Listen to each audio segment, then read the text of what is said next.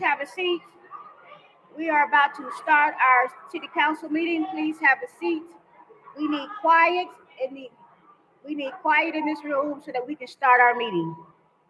Thank you so much. This is the City of Riviera Beach regular city council meeting. Today is April 15th. The time is 6:48 p.m. Madam Clerk? Mayor Douglas Lawson, Here.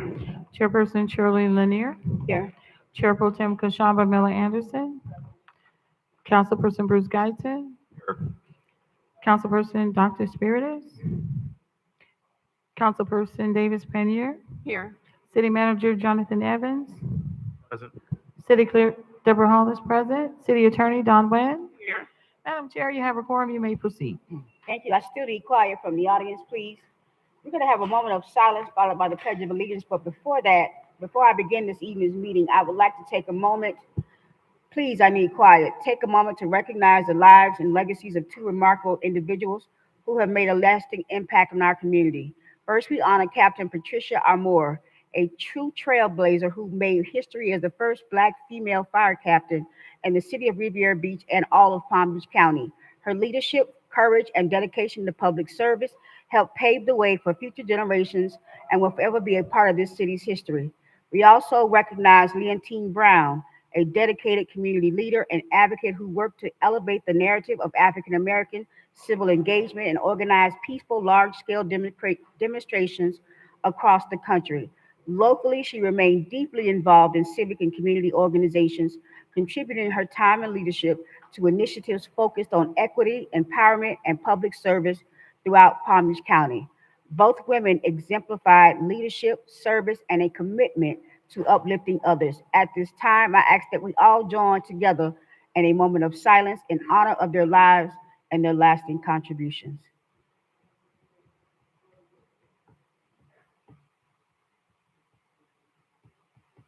We will have the Pledge of Allegiance by our mayor.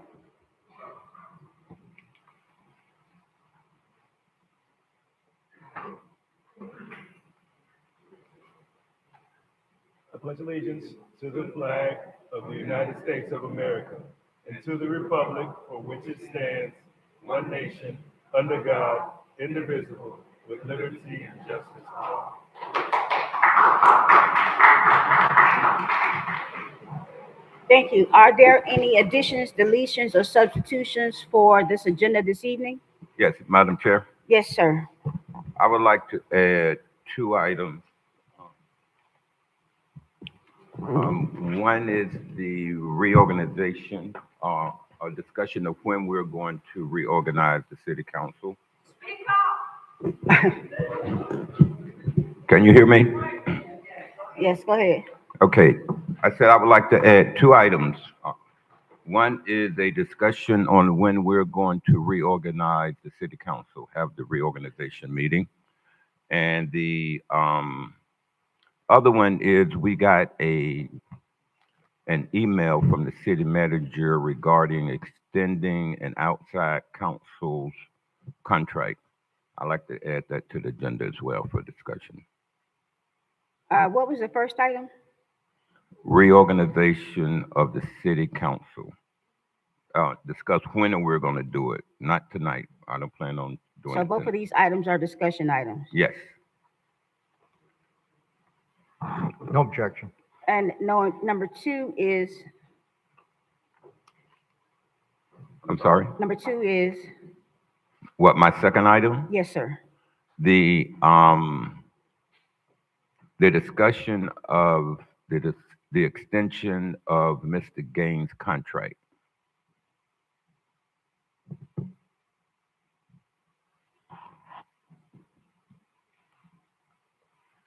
Madam Clerk, could you add that under number 12, please?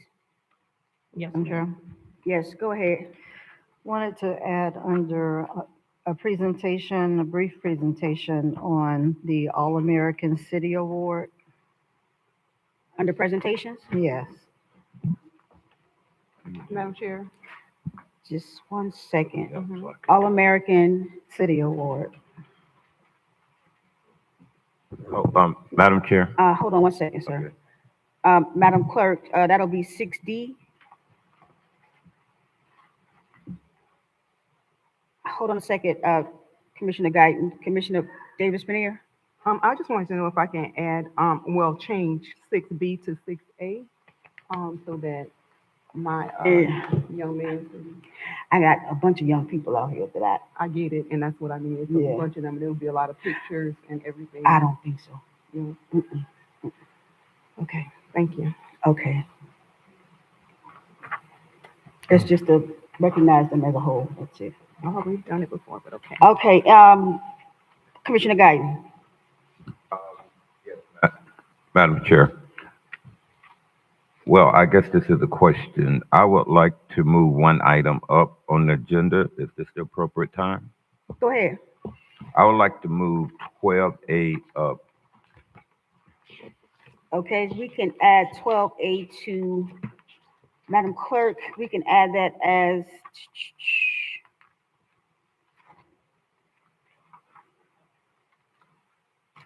we can add that before 11A. Okay.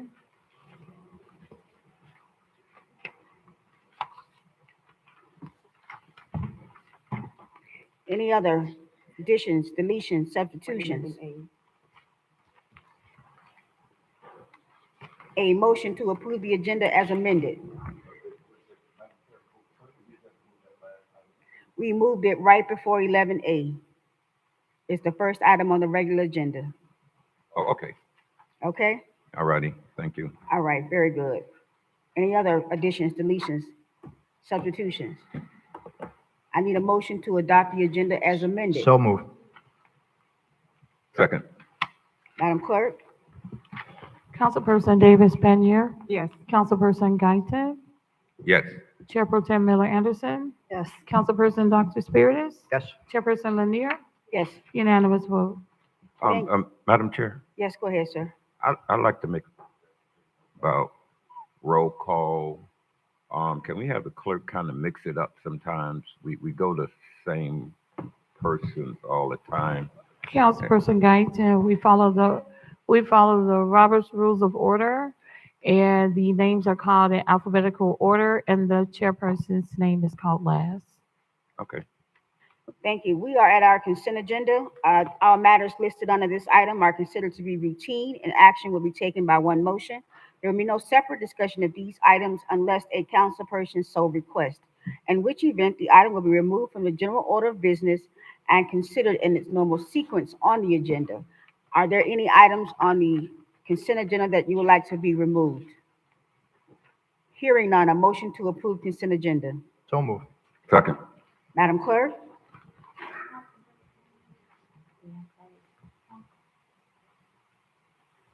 There are no comment cards on the consent agenda. The acceptance of cards is closed.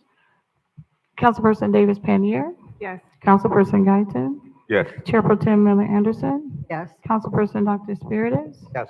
Chairperson Lanier, Yes. unanimous vote. Thank you. We are at awards and presentations. Madam Clerk?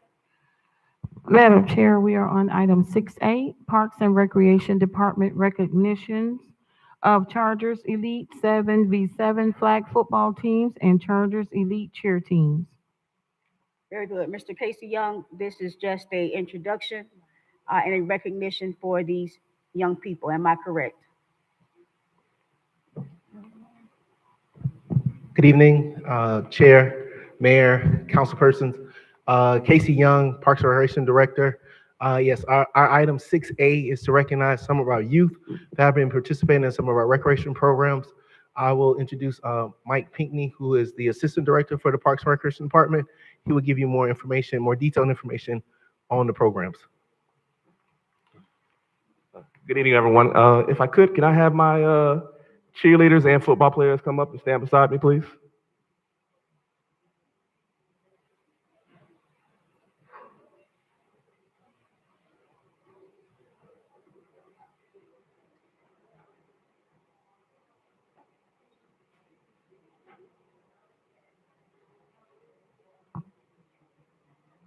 So a little backstory to this is these are new programs to the city of Riviera Beach.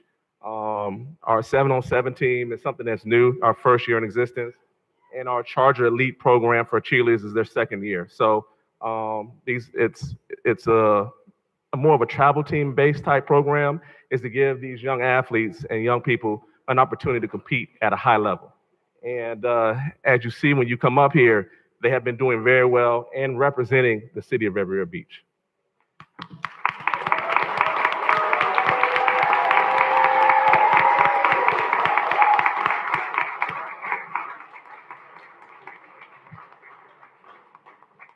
So start with our boys first. Our 12U football team has done an excellent job this year. They've also competed up in their division at the 14U level.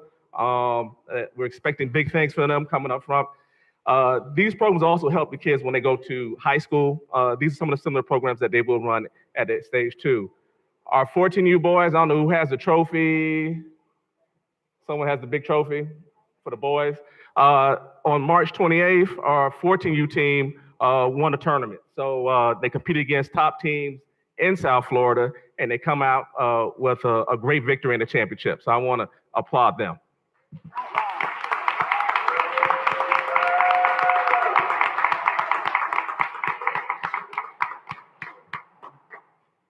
So I also want to thank too their coaches and the parents of that team.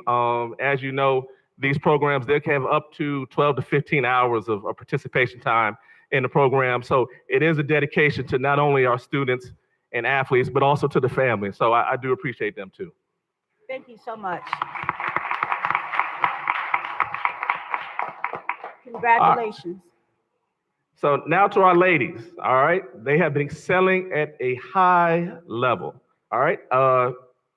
I think I'm right, is every competition that y'all competed in this year, y'all come in first place, is that correct? All right. All right. They also are Riviera Beach state champions for what division, ladies? 10U and 14. They are the state champions. All right, so the little banner they have back, we're gonna hang it up in the gym, so it shows that we are state champions for this year. They've also already qualified for nationals in Orlando in May. So these girls are doing a great job. They also too put in a lot of hours of work. They're doing not only practice, but tumbling practice. So if these ladies would like to have an opportunity to compete in college or maybe at the high school level, we give them that opportunity to learn it early and be proficient at it once they get there. So once again, to their parents and also my coaches, I want to thank them for the dedication to the young youth in our programs. Without our parents and our coaches and our volunteers, we don't have a program. So I want to thank them too.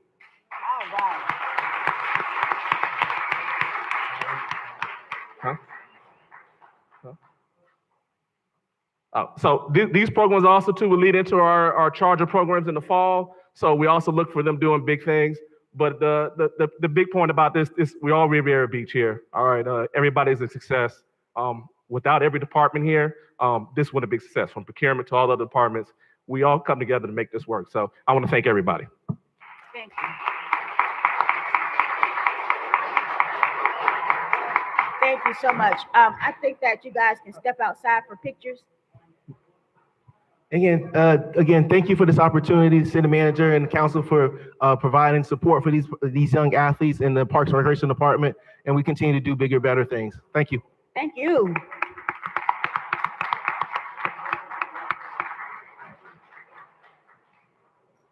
Excellent. We'll move on to our next item, Madam Clerk. Madam Chair, we are on item 6B, Emerging Leader Spotlight. Thank you, my dear.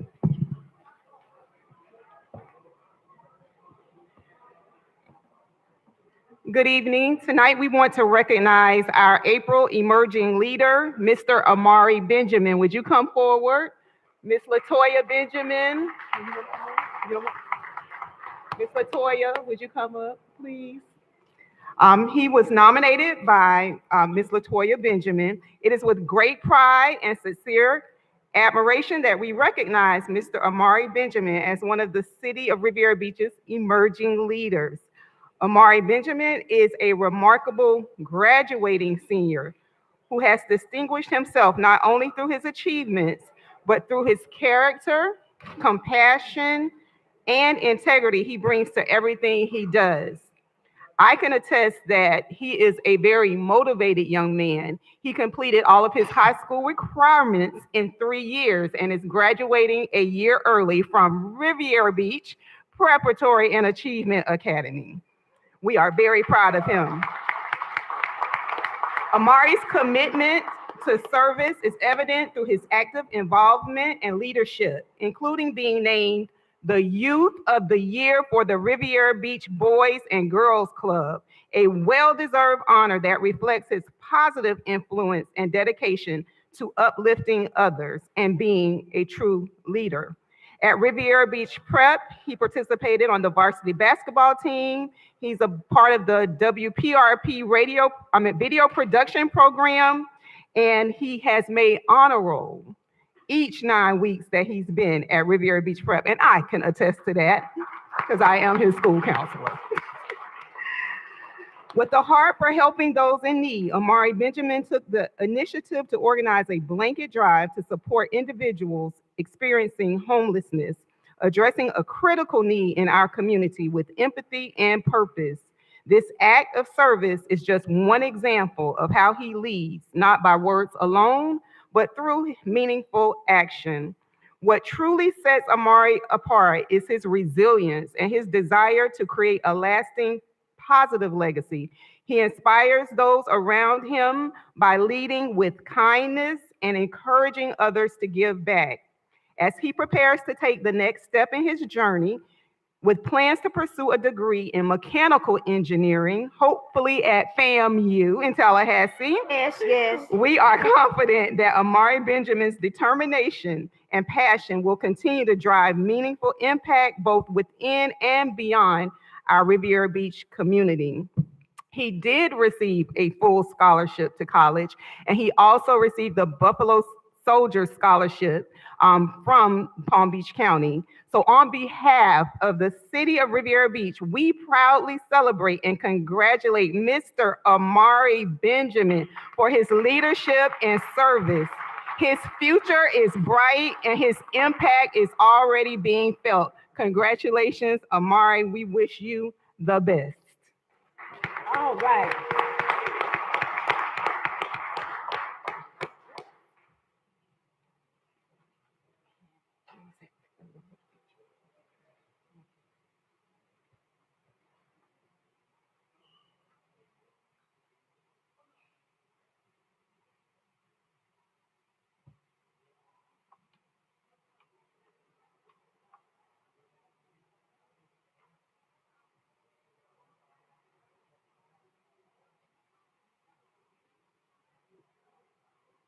Thank you. Congratulations, Amari.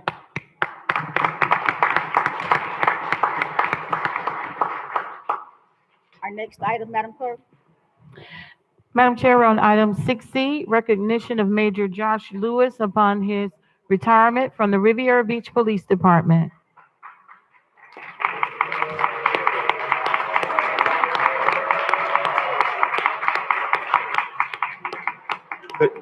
Good evening, everyone. Chief Michael Coleman. Could I have all Josh and his family over by the time clock? All current and retired employees.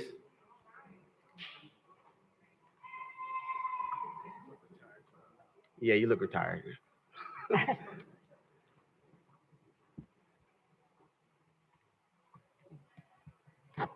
Any other retiree? But thank you guys for allowing us to present Josh Lewis his a recognition after 30 years, approximately 30 years of service. You know, a lot of time in law enforcement, a lot of law enforcement practitioners don't make it to 30 years, but Josh made it to 30 years. So we want to thank you guys for allowing us to recognize him. On behalf of all the men and women of Riviera Beach Police Department, congratulations on your retirement, Josh.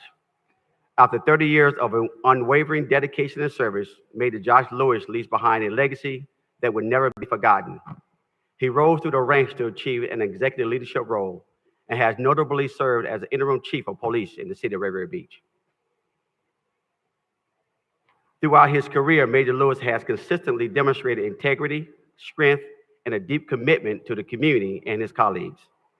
His work on high-profile state and federal task forces reflect not only his expertise, but also the trust and respect he earned beyond his immediate department. Major Lewis has made a lasting impact on law enforcement efforts and the lives of countless colleagues and citizens. As he embarks on his well-deserved retirement, we extend our sincere appreciation for his years of commitment, leadership, and service.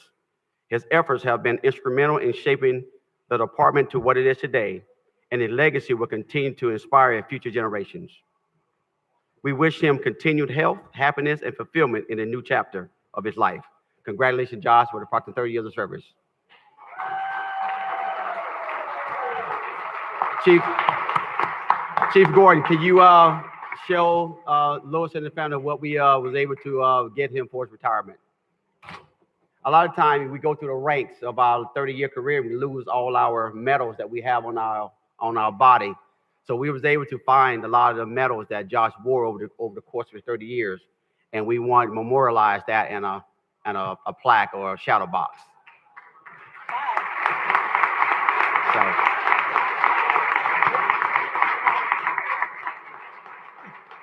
as you see, Josh has been through this agency where a lot of uniforms have changed, badges have changed, and of course we changed too. We come in this organization with hair, and now we weathered the test of time and we retired. So at this time, I would like to turn it over to Councilman Guidance so he can say a few words.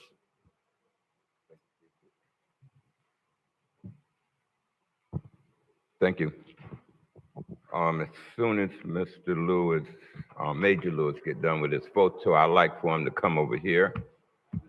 After your photos, and while he's doing that,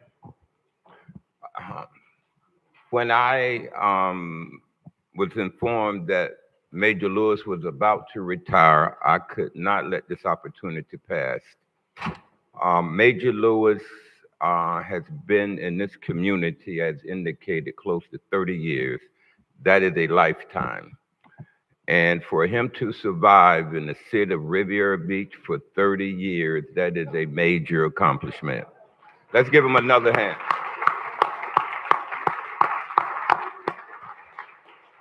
Mr. Lewis has, Major Lewis has served this community selflessly. I would like to thank his wife and child for allowing him to be with us for 30 long years, and it is greatly appreciated. And while he's doing that, I have just a paragraph here to read about Mr. Lewis.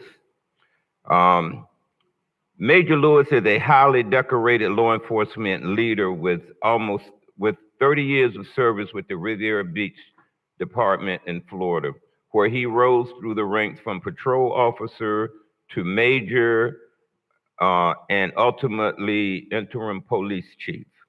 Throughout his career, he has led complex investigations, supervised large-scale tactical operations, and partnered with federal, state, and local agencies to combat organized crime, narcotics, trafficking, and violent offenders. During his tenure as police chief, and I think you served 2 times in that capacity, maybe one time. During his tenure as police chief, Chief Lewis helped lead the department to achieve the lowest violent crime rate in 31 years, while also guiding the department through Florida accreditation standards and strengthening community policing initiatives. He has extensive leadership experience managing patrol, investigative, narcotics, and tactical units, as well as overseeing department budgets, personnel department, and critical incident responses. Let's give Major Lewis one big hand, one last hand. You ready? Your family too. Okay. Major Harris, would you come forward too? Assistant Chief Harris.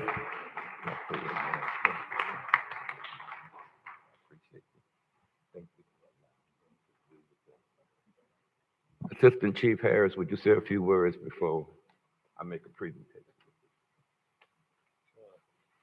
Sure. Hello, council and citizens. It's great being back in Riviera Beach. See a lot of familiar faces. And I want to congratulate Josh for 30 years. He's always a great employee. I want to thank the chief and Mr. Guyton, Councilman Guyton, for this time to speak to y'all and just enjoy it. Riviera Beach, best place to work. I'm going to say that polite. All right, my brother. Thank you. At this time, I would like for, I got a presentation. oh, another presentation? Okay. Oh. Okay. Okay. This is my last time at the mic. I have a nice plaque for you here, Major Lewis, and it reads, honoring a distinguished career, presented to Major Josh Lewis. Thank you for 30 years of unwavering service, bravery, and leadership in protecting and serving our community. Your dedication has made a difference in countless lives and will continue to inspire those who follow in your footsteps. Congratulations on your retirement from the city of Riviera Beach. Office of City Councilman Bruce Guyton.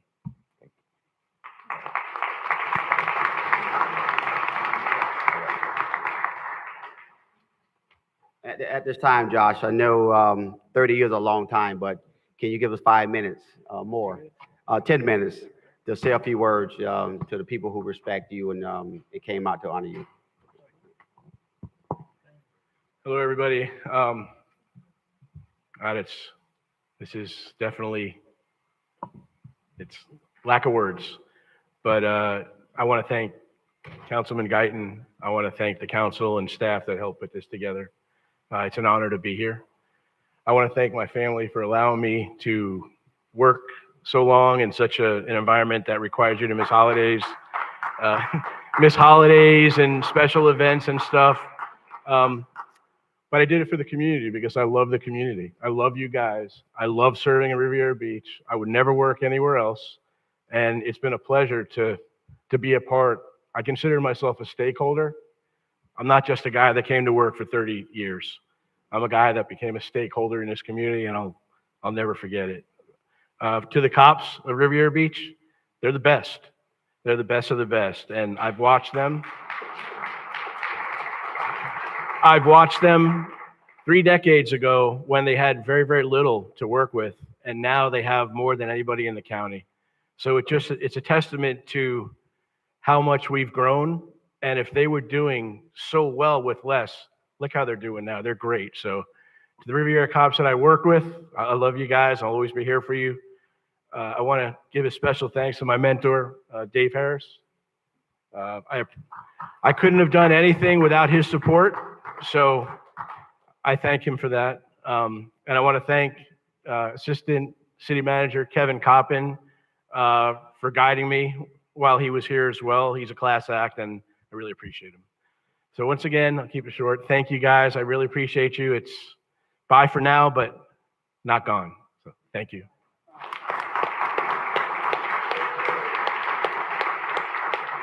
Thanks, everyone. Thank you so much for your years of service. Thank you. Madam Clerk?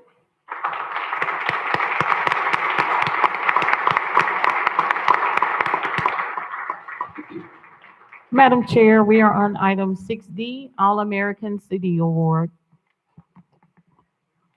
Vice Chair? Thank you, Madam Chair. There is an award that the Youth Council decided to apply for. It's called the All-American City Award. There was also another one called by the Florida League of Cities called the Youth in Excellence Award. We have heard from the All-American City Awards, and I wanted to just show a video because what will be coming to the council and the residents, the business community, as well as our nonprofit organizations to ask you to help us in moving forward with this award. So Walter, if you could show, there's like a 3-minute video. It kind of gives you an idea as to what the All-American City Award is about. And then I'll give you a little more information right after that. Walter?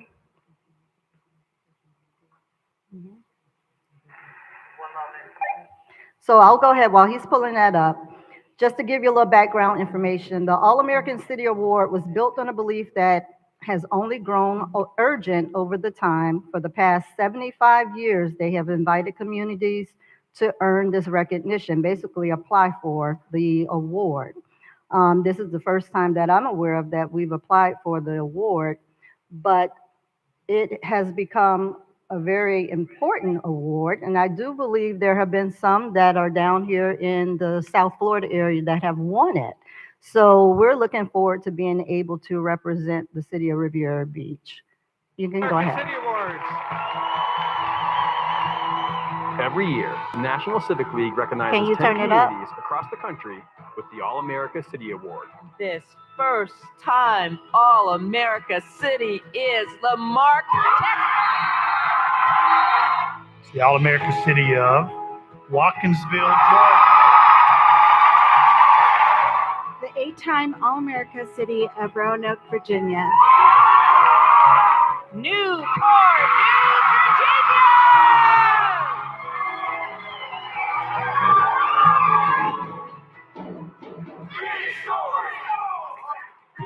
This award recognizes the community's ability to bring residents, organizations, and government together to solve the challenges in their community. We did it.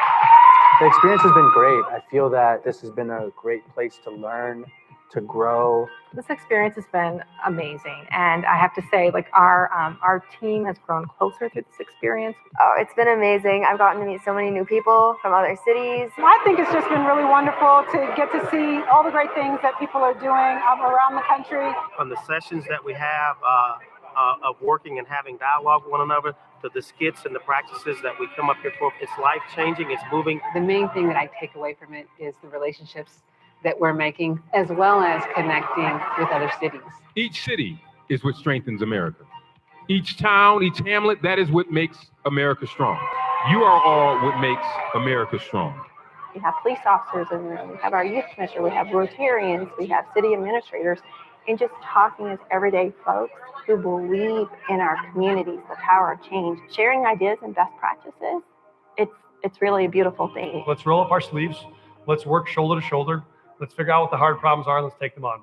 The All-America City Award event features workshops, panel discussions, dancing, and a chance for communities to share what makes them special. Communities send dozens of leaders, volunteers, and young people to help tell the story of their community. Each community presents to a jury of nationally recognized civic leaders. This is their chance to talk about their community and the powerful work they're doing. The reason why we're here is to share and to hear from everybody else, to collaborate and go back home and make things better. Winning All-America City doesn't mean we're doing everything perfectly. It means we recognize where we could do better and find new and innovative ways to address it. This was an amazing experience from the moment we stepped into this space. This experience gives me hope that we are changing the world together. Thank you so much. You are representatives of everything that is good in this country. Give yourselves another hand. There's nothing wrong with America that can't be fixed with what's right in America. And this is what's right in America. Being here with you all this weekend has meant so much to us. What we've learned from every single city, what you all are doing is beyond incredible. And maybe we'll see you again in the next few years here at All America City. We love you so much. Thank you.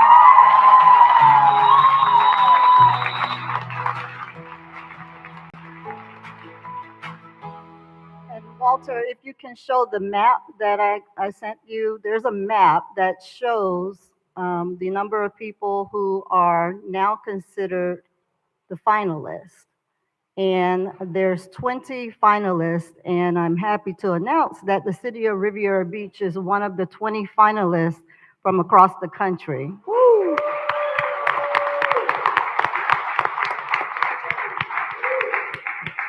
There's only 2 in Florida, and I believe the other one is Opa-locka, if I'm not mistaken. So Opa-locka and the city of Riviera Beach will be representing the state of Florida. The 20 finalist communities, they span 16 states, range in size from 12,000 residents to nearly 500,000 residents. But what unites them across different sizes, the geography and politics, is a deep pride in place and a shared conviction that residents deserve a real voice in decisions that shape their lives and homes. And so when we did the application was based on how well we do civic engagement activities. One of the big things about the application was about Reimagine Riviera Beach. Some of the other items that helped us to get to this 20 finalist position was the Riviera Beach Youth Council, because it was about how are you engaging young people. The second program that we submitted was about the Riviera Beach Citizens Leadership Academy, which is another avenue where we're engaging our citizens in making decisions here in the city of Riviera Beach. And then the third one was the Neighborhood Stabilization Program and the CRA. So based on those three programs and the examples that we gave and how we engage our citizens when we're making decisions, that is what put us in the top 20 finalists. Now, this is where you all come in, and this is going to take the entire city. We have to go to Denver at the end of June. With going to Denver, it's the youth council. We'll probably have some people from the Citizen Leadership Academy. We'll have some people who have been participants in the neighborhood stabilization program. And then we also would they like to see a mix of business community people, residents, nonprofits, and just everyone that makes up the city of Riviera Beach. There'll be more information coming that if you're interested in participating in this event, we could certainly get that to you. But I wanted to make sure that you understood that all of the great things that we've been doing, and this was based on the past 5 years, we had to submit examples of all of those great things that they're looking for that they say make a great city, is keeping our residents involved. And that is something that we have done with more than we've done in many, many years. And so I'm just happy to report that we are the top 20 finalists. When we go there, we have to do a 10-minute presentation. And so that's why I said if anyone is interested in participating, we'll be getting the information out by next week, because we do have to start practicing for the presentation. And so I just want to thank, I certainly want to thank Dr. LaTronda Hayes and Ms. Kiera Hester for helping out with getting the application prepared and submitted. And of course, Mr. Mayor Lawson and Eric Range, who we have all worked with the Youth Council, and they're going to be spearheading a lot of this here. So we just want to make sure that everyone was aware that we are now considered one of the top 20 finalists across the country for the All-American City Award. Thank you. Very good. Excellent. It is about 7:25. Our public comment starts at 7:30. Madam Clerk, how many public comments do we have?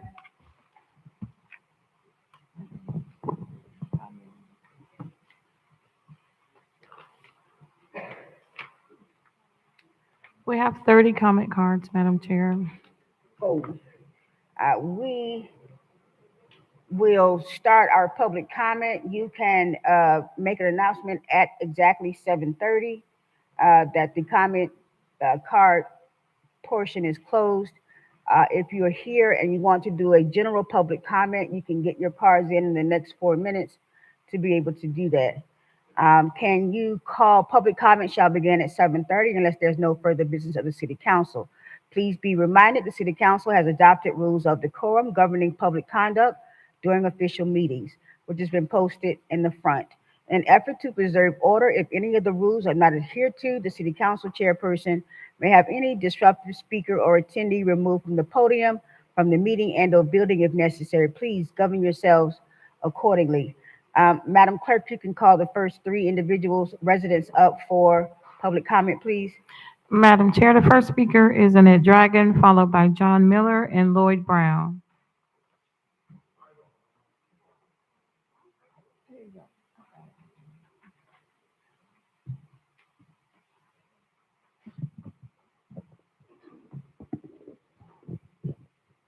Hello again, everyone. Annette Dragon, Lone Pine. Another request, and I've made this once before, can we please get these city council meetings going on time? In order to facilitate that, perhaps the special utility district meeting should be held earlier or even on a different day.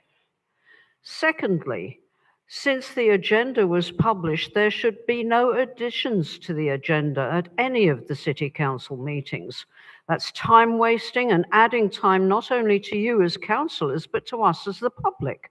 We have homes to go to as well as you, and we'd like to be home at a reasonable time. Also, I believe that petitions and awards and proclamations and so on should be limited in the number that are done at a City Council meeting. Granted the fact there are dozens of these things that are well deserving and so forth, but they all take a very long time. And again, we're all limited for our time, and we don't want to hold you guys up longer than is absolutely necessary. And we want to get home at a reasonable time too. Thank you. Thank you for your comments.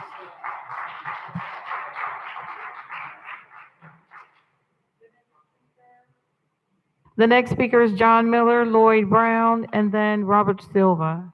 John Miller, citizen of Riviera Beach. You know, I came here because of the fact that I heard some people here on this council want to get rid of Jonathan.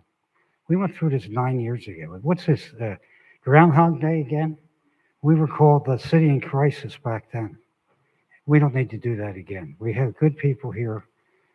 Evans is a good person and a smart person and anybody that's a leader, you have to take the lead. And you're not going to please everybody, period. That's how it is. We got him back. He's doing a good job, and we need him to stay. Next thing I want to talk about is conflict of interest. You know, I worked construction all my life. Worked for Fortune 500 companies, and I can tell you that we got all this work going on here, right? Anybody that's a professional, whatever, developer, this, that, or the other, can be an elected official, but they must recuse themselves because they're tied in with so many different contractors. And it makes sense. Why, you know, we're not electing people. We're electing them to sit up there and make decisions, not be, in other words, for any other thing than that, period. And I'm asking that you start looking at this and figuring out. Last thing I want to say is that I know the police department contract is up 4 or 5 years ago. I forget how many years ago, maybe it was longer than that. I get up and said, come on, we got to get these cops what they deserve. They protect and serve us. They should be number one, period. Yous are all doing your job. They're doing their job, watching out for us. So please, let's work this contract out for them and give them a fair contract. I know that we're, in other words, we have a lot of money we're spending, but by the same token, we got to take care of them. And you guys, from what I heard, some of us are getting $1,000 a month because of that, like you had years ago, and then that got voted out. Now it's back in. Well, maybe you don't need that $1,000, but maybe you do need that $1,000. But the cops need enough money to support the families, period. Thank you. Thank you. Madam Chair, the acceptance of public comment cards for general public comment is now closed. The next three speakers are Lloyd Brown, Robert Silva, and James Kwasinski. Hey, wow. Oh, my mama got a baby from the FBI. You know why I said that, right? Oh, Chief, I ain't gonna bother you.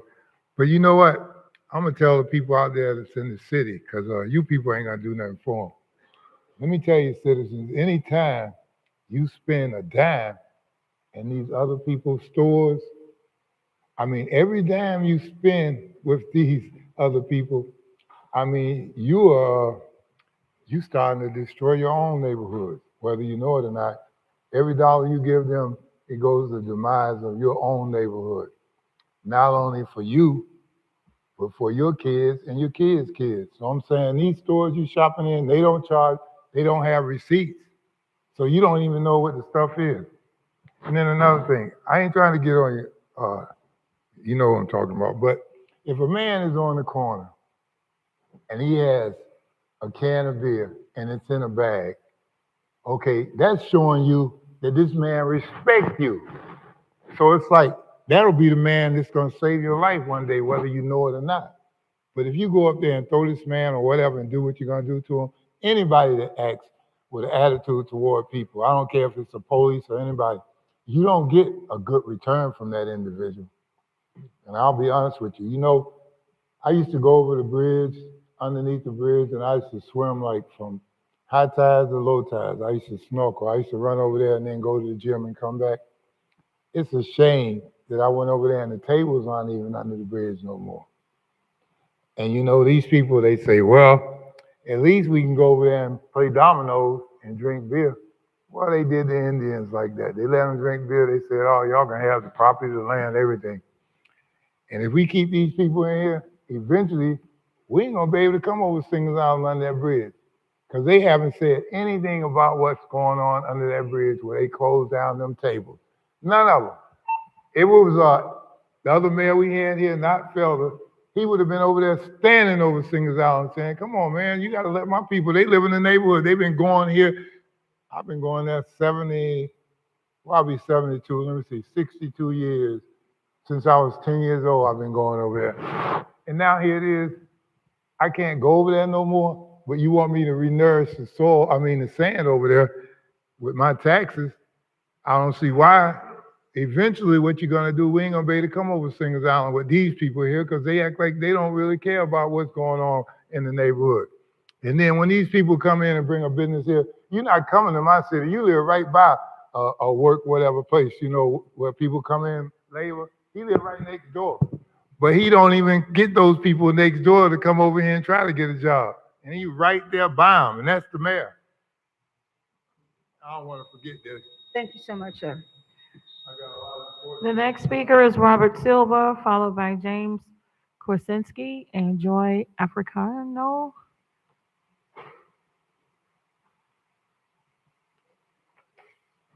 Mr. Mayor, councilors, residents of Riviera Beach, my name is Robert Silva. I just wanted to inform you, I've had the honor to attend the Leadership Academy for Riviera Beach. If people don't know what that is, you sign up and you have the opportunity to meet everybody in the city and get introduced. Last night was an honor to meet up with the fire department at Station 88 and going to see that the police chief, fire chief, he's going to be leaving and retiring. And I saw the passion that he was still developing and showing to every resident here. I highly recommend if anybody wants to get involved with this next project. It is an amazing thing to see the passion of the employees that work around here and the people that you see. They show up at night off hours to dedicate their time. I know that the city manager, Jonathan, was there every week that we were there, and we appreciated that. Now, I understand as I get into this, it was LaTronda Hayes who managed this really well. She's there every week. She deserves a shout out. She's been really helping her out with these residents. She's way in the back there, and I understand that Kashambo, she started this whole thing, and I really think we're in the third or fourth year of that one there. It's a great program. And also with I'll give you a little layout here. And you guys, I know everybody seems to be arguing about certain things, but they all deserve a shout out. And we went out to the finance department, the human resources department. We went out to the city office, the procurement office, the public works office, the police department. We went to the fire department last night. The reentry program, an incredible program with the passion that we have as citizens. You have to see what they're doing that you just don't read about. Get out there and get involved with this community. It's amazing. I've been here 40 years, and I'm just starting to learn about everything and what it means. And with this police department here, they're amazing, amazing people. And I had a big speech. I'll wait on that police department with the new department they need in the building. But I want to thank everybody, and please get involved. Thank you. The next speaker is James Kwasinski, Joy, and then Jeffrey Sheehan. Good evening.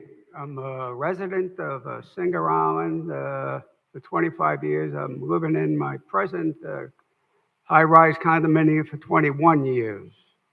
my dilemma, or the owner's dilemma in the building, is the condo board wants to change our address and change the name of the building arbitrarily, and they're getting legal counsel to help them on the way. Now, it may not sound like a real big problem, but when you think about all the owners there changing their address with their family, friends, doctors, and the Department of Motor Vehicles, and whatever else, it's a big problem. And as far as I know, they don't have no legitimate reasoning other than it may make the price of our condos go up. That's what I heard. So if I can get any assistance in what direction I should take, or maybe you could help me along in this endeavor, I would appreciate it. Thank you. Thank you, sir. Next is Joy Africano, Jeffrey Sheehan, and Lee Innocenti.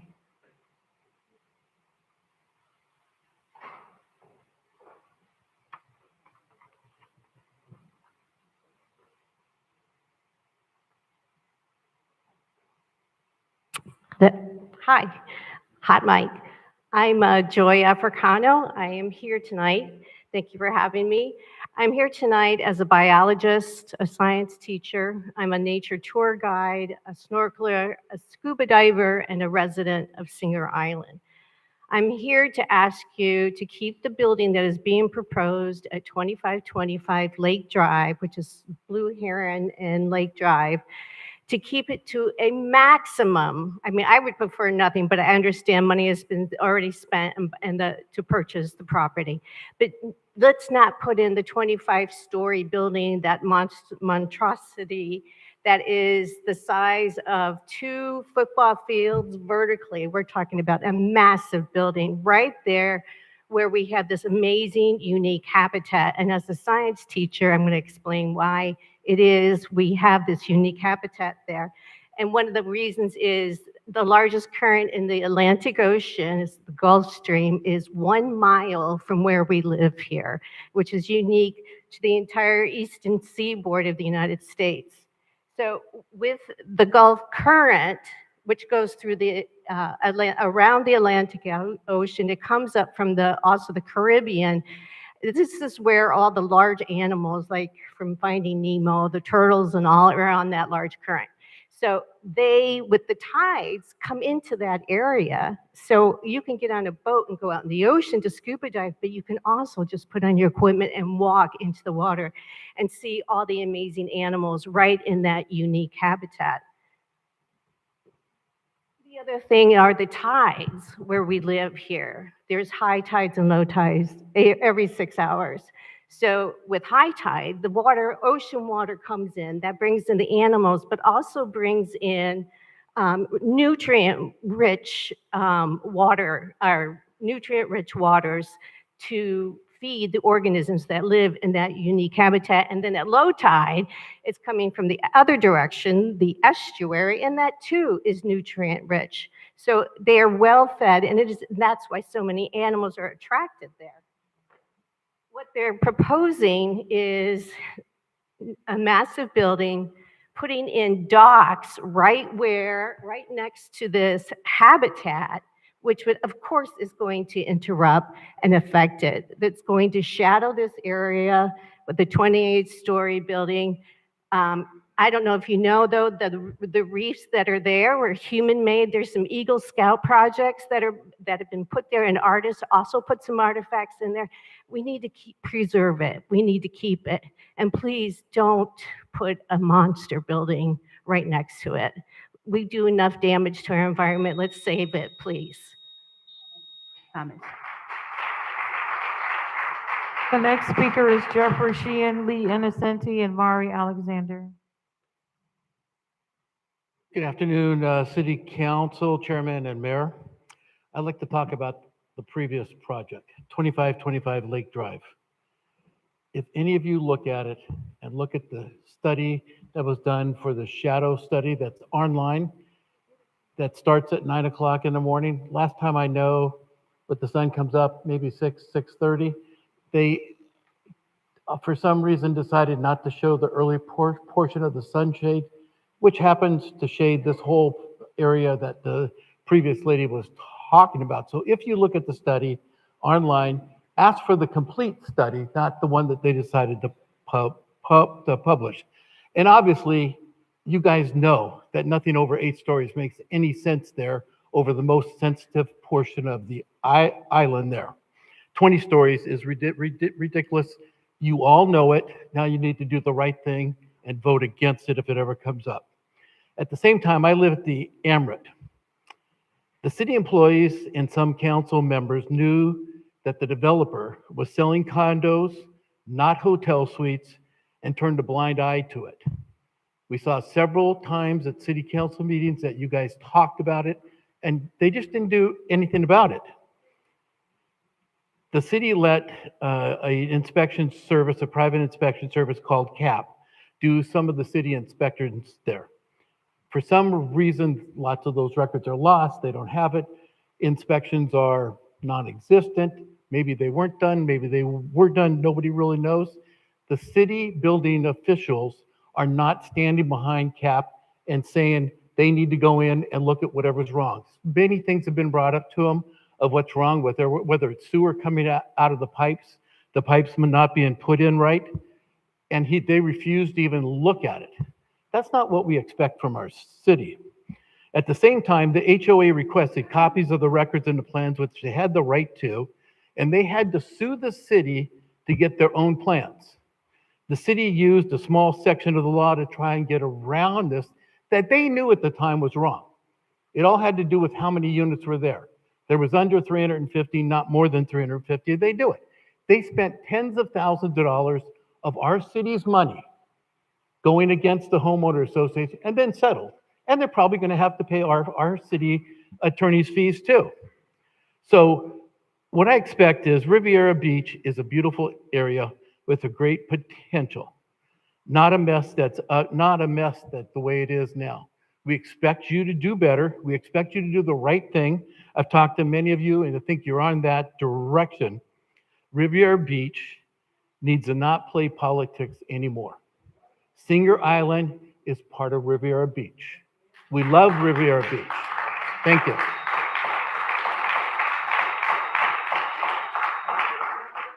The next speaker is Lee Innocenti, Mari Alexander, and Erwin Sanias. My name is Lee Innocenti. I live on Singer Island, and I'm an active voter here in Riviera Beach. I used to always tell people I lived on Singer Island. I never mentioned Riviera Beach. But the last couple of years, I've been telling everybody I live in Riviera Beach. And why is that? Because Riviera Beach is galloping, not walking, not strolling, but galloping forward. Why are we galloping forward? Because up until now, our government, I think led by Jonathan, has achieved so much. Specifically, as you vote tonight on Jonathan and renewing his contract, I want you to keep in mind he has fixed our healthcare plans, saving the city $1.5 million. He saved approximately $15 million by expanding the public works complex rather than constructing a new one on Avenue U. He fixed our utility and water infrastructure by increasing our water wells from 9 to 22. He advanced the planning and implementing of our water treatment plant, so important. He fixed our public safety.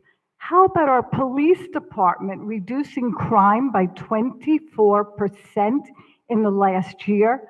I mean, we all benefit from that. And he also expanded the code compliance with 1,200 cases, making all of our life better. And he led the city through COVID-19, which was not easy. He has, in addition to fixing things, he also built our fire station, 87, fire station 88, fire station 86. And the design he's worked on with many others, I'm not just saying Jonathan only, but he leads it, of our new police building. He's built infrastructure. How did he do that? He led the approval of 115 million in general obligation bonds. He's helped with the design and planning for the Dan Calloway Recreation Complex. He's worked on community and education by helping bring the new Riviera Beach High School to fruition. He's also secured funding. He led and secured the 115 general obligation bond. He secured 1.9 million in state infrastructure funding and helped secure 40 million in grants. Much for your comments. Thank you so much. The next speaker is Mari Alexander, Erwin Senias, and Fane Lozman. Good evening. Just be talking in the audience. We have people who are having comments. Thank you, sir. Thank you, sir. Go ahead, ma'am. Riviera Beach is in the middle of one of the most significant periods in the infrastructure investment, redevelopment, and operational modernization in its history. And this progress should not be jeopardized through unnecessary leadership disruption. Jonathan Edwards served this community redevelopment agency for 2 years without any compensation, 2 additional years at only $20,000 a year, saving the city over $200,000 annually. Several hundred residents have already signed petitions supporting the continuation of Jonathan Edwards' leadership. During this time, he's modernized the police department, which has achieved full accreditation for the first time in its history. He's modernized entire police vehicles, fleet, improved reliability, safety, and operational readiness. In the time, he has also secured funds of over $160 million. He has saved the city over $18 million. He's organized a cultural workforce development, creating the reimagination of the Riviera Beach University and the city's first 2-day employee in-service training program, focusing on culture, service, and performance.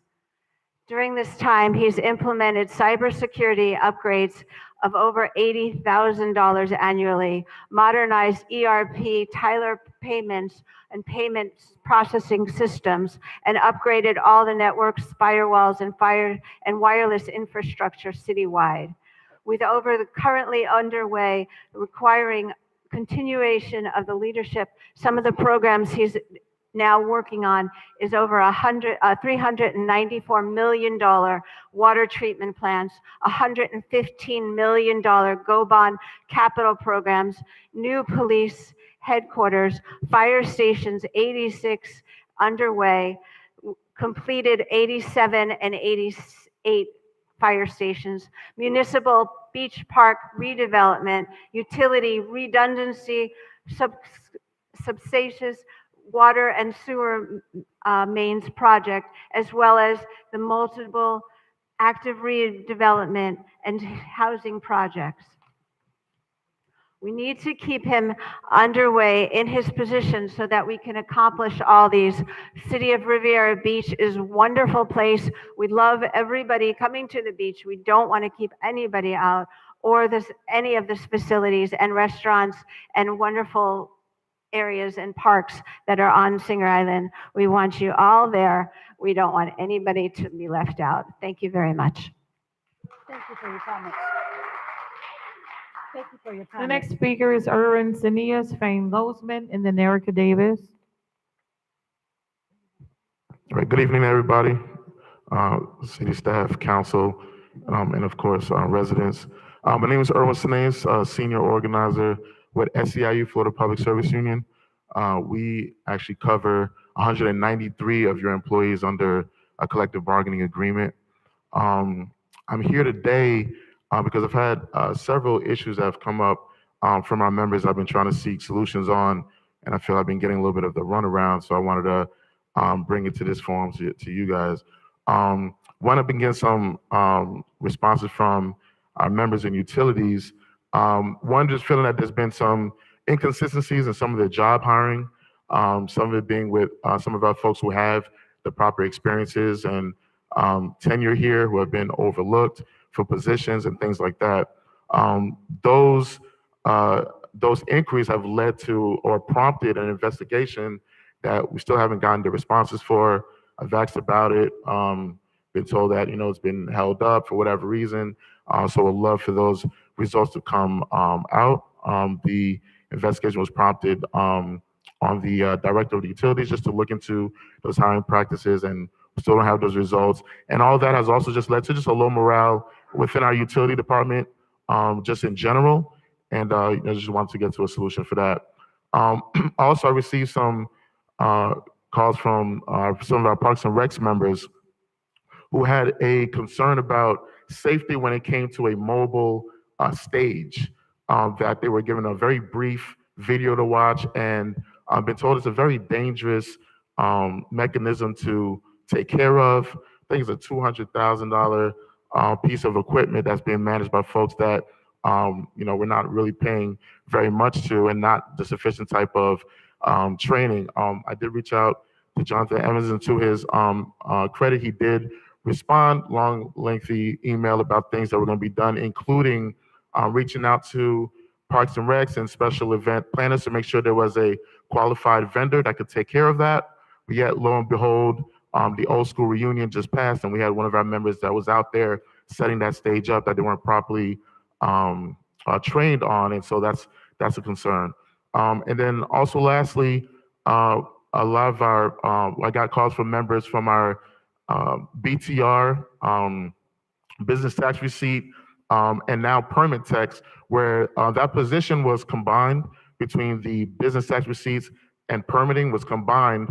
And I have emails dating back to 2024 of when that reclassification happened. There was supposed to be an incentive for those folks who went into that position, an extra 5% and a pay grade bump. And I forwarded those emails to upper management since 2024, and those adjustments were not made for those folks who were under that reclassification. So just asking for some solutions and some real stuff. Thank you. Thank you so much. All right, appreciate it. The next speaker is Jane Lozman, followed by Erica Davis and R.D. Williams. Thane Lozman. Madam Chair, if you read the agenda, this is non-agenda public comment. You talk about things now that are not on the agenda. This is general public comment, sir. No, read what it says on the agenda. It's non-agenda. If they want to talk about the city manager, they have to wait for the agenda item. They don't get two shots at it. And it's clearly labeled non-agenda items is what we're talking about now. And if somebody's talking about agenda item, they're off topic and they should be pointed out. Wait till the item is called. I'll look into that. I have a problem with the city attorney. The city attorney sent an email where she didn't bother to read the case judgment, and in this judgment, it moved the western edge of our property on Singer Island, on the north side of Pine Point Road. The city attorney said not only did it move the western edge, it also moved the northern edge, and the judge said no, it did not, because he didn't want it, by moving all those lots north, he didn't want it to, quote, cascade to Maine. Based on what she has done, she sent a letter or email to the police department saying they do not have to enforce trespass on our property. That is bullshit. She cannot tell a police officer what to do when it comes to trespassing. We have the property appraiser's printout. We have the property appraiser's plat. We know where the southern boundary is. They wanted to move it, Mr. Cant, but the judge said no. He said, I'll move the western edge 30 feet, and that's it. I am sick and tired of having people walking on our property, cutting our mangroves, and more importantly, they said, if I go on the property, one guy said he's gonna blow my head off and argue, stand my ground. I don't have to be threatened by what the city attorney has done. It creates a lot of anxiety for myself and my guests when we go over there, and I know how it started. Glenn Spirit has said he was gonna take a survey that they wanted to have for our property. He's going to take it to the city manager and city attorney, and say that they're going to move it, even though the court said no.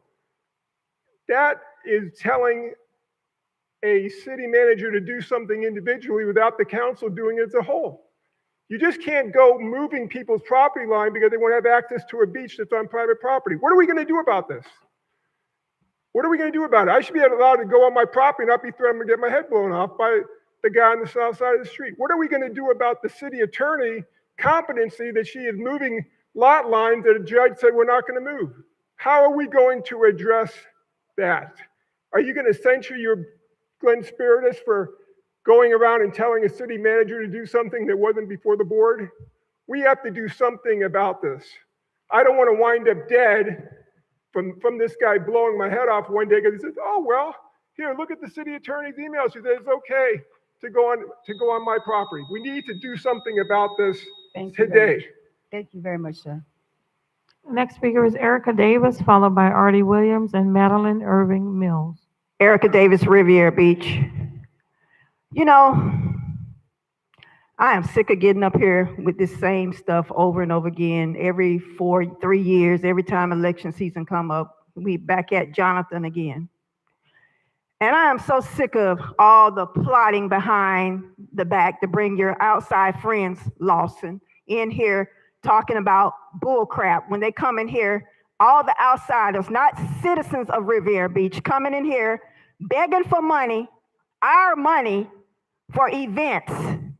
Now you just took, what, 80-some thousand, 110,000, I don't know how much it was, but you better clarify it from the CRA or Parks and Recs for this old school.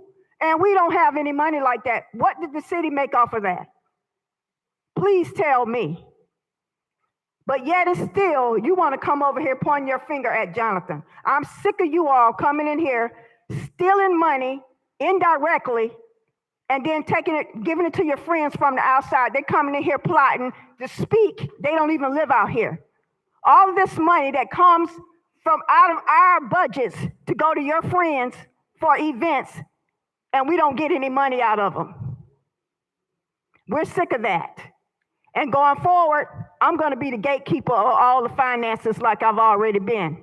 I'm going to go to finances and get everything that you spend so I can tell the residents what's really going on here. And as far as Jonathan's concerned, do what you will. Because when you do and if you do, you're going to be famous. Because ain't none of y'all innocent up here. All of you are crooks.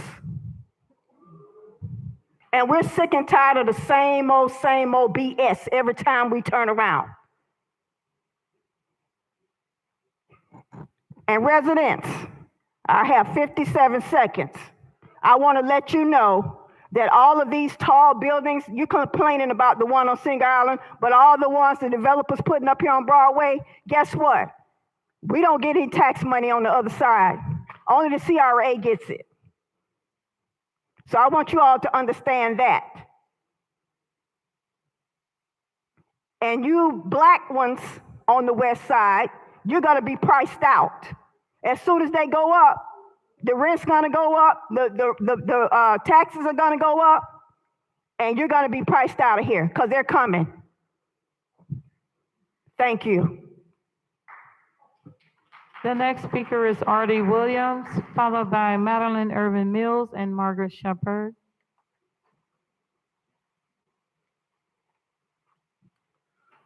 Good evening, everybody. I'm here representing Mothers Against Murders Association and Youth Recreation Association, and just want to talk a little bit about going down this road again with the city manager. We've been there before, and I don't think we should go there again. I think Jonathan's doing a great job.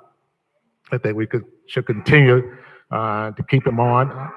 Sometimes, I know you guys heard this saying about be careful what you wish for, or the grass ain't always green on the other side. It's not. I mean, whoever you bring in, it's not a guarantee that you're going to like what they do. Then we're going to be back in the same situation again.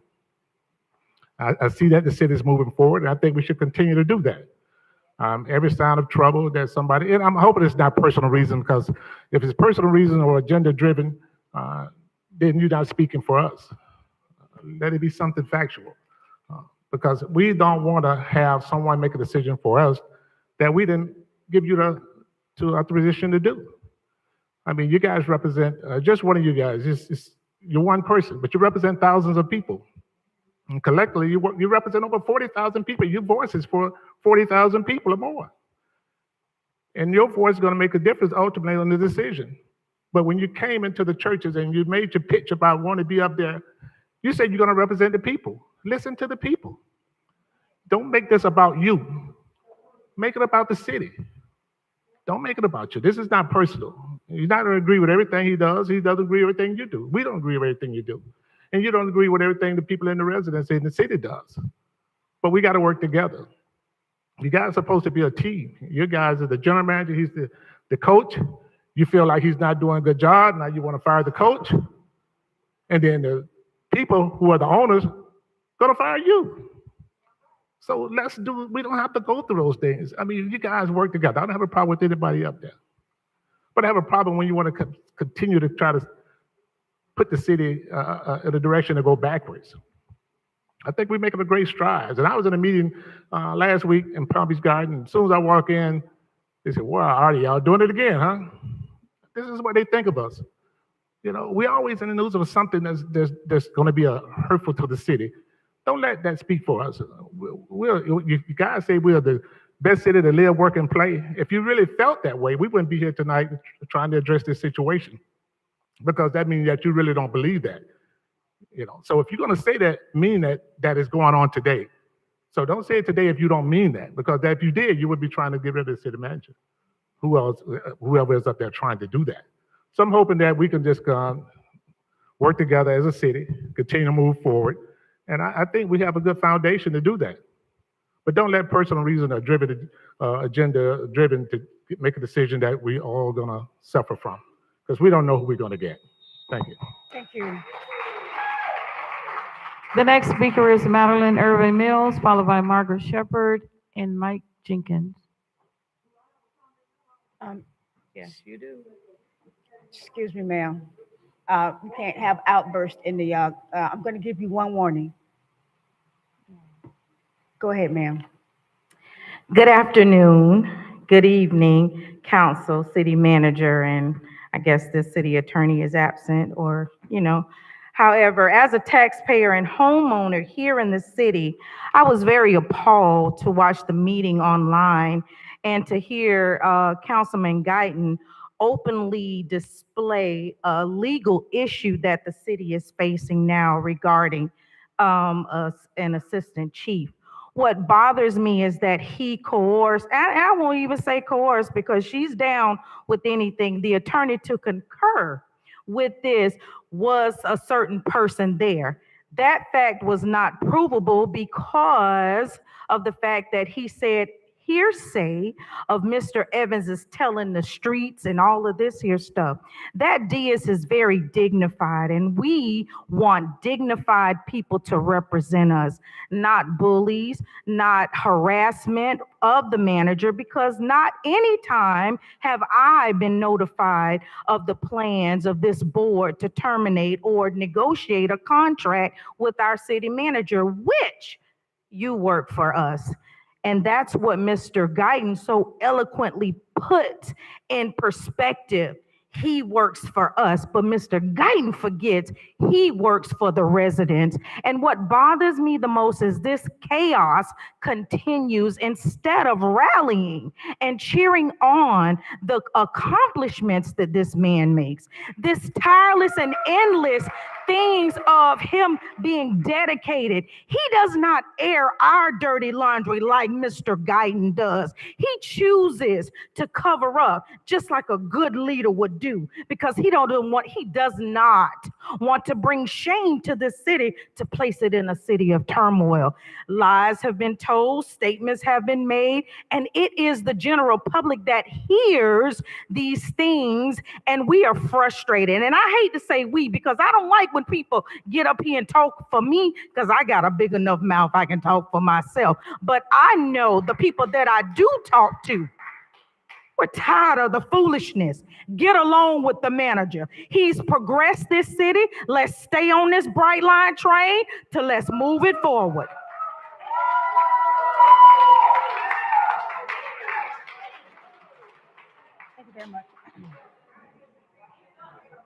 our next three speakers, please? Speaker is Margaret Shepherd, Mike Jenkins, and Brett Schneider. Margaret Shepherd, Riviera Beach.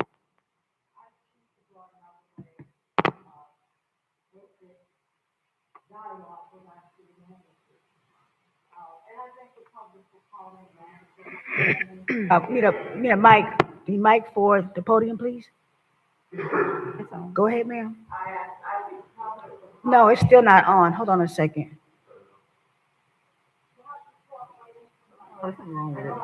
Yes. Could you just switch it on? Is it on? Just get that one right there. Switch it. Just Just give her. Get that one. Just get one. It's not on? It's not on. Go ahead and give her one of those, yeah.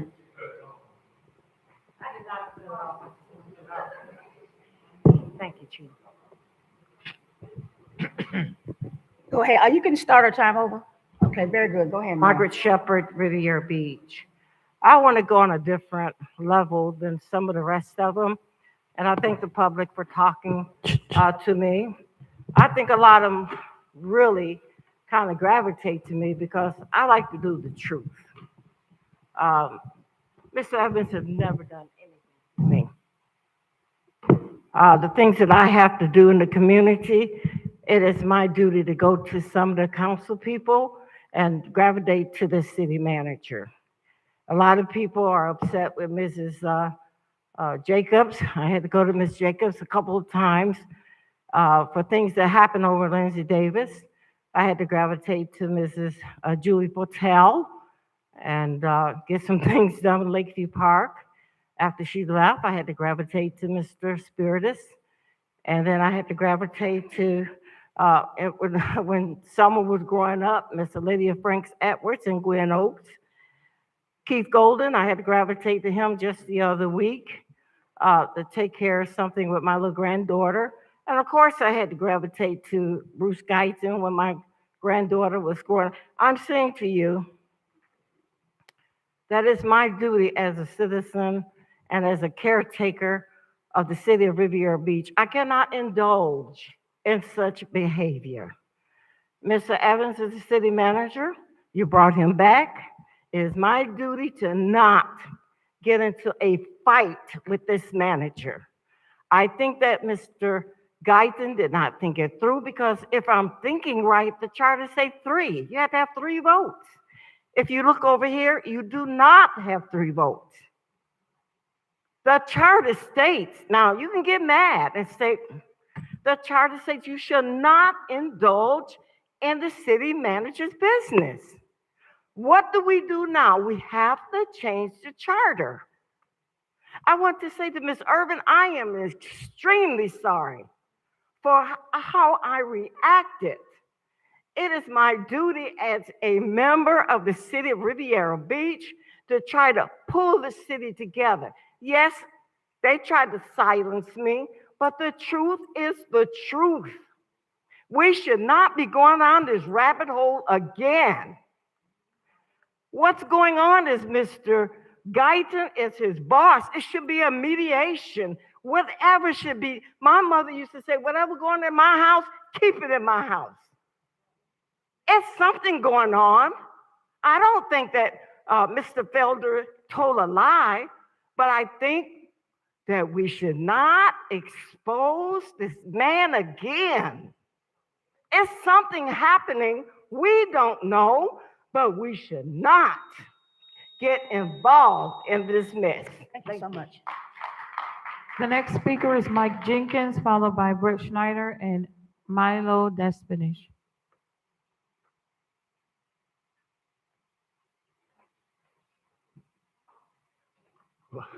Hello, everything working? So we don't get into it. I'm not here to speak about any individuals. I'm here from the Emirate. There will be numerous ones of us here. We need your help. We implore you to come out and do some inspections. The inspections process, I would say, needs review for the city because it affects not just the folks at the Emirate in this case, but every level from top to bottom of any piece of real estate. We've got plumbing issues. We've got fire detection issues. The fire alarms in our units we aren't hooked into the city properly. And we need your help because the inspections weren't done properly. You allowed them to have independent inspectors and they didn't do the job. And it is your responsibility to follow up, to review those documents and make sure that they're done in the correct way. So we need you to come out, preferably tomorrow, because we've got sewage, we've got water coming out on the floors. We've got, like I said, I've talked about the fire issues. And so the ball's in your court, but we need your help. Thank you. Thank you, sir. The next speaker is Brett Schneider, Milo Despanich, and Anthony Curtis.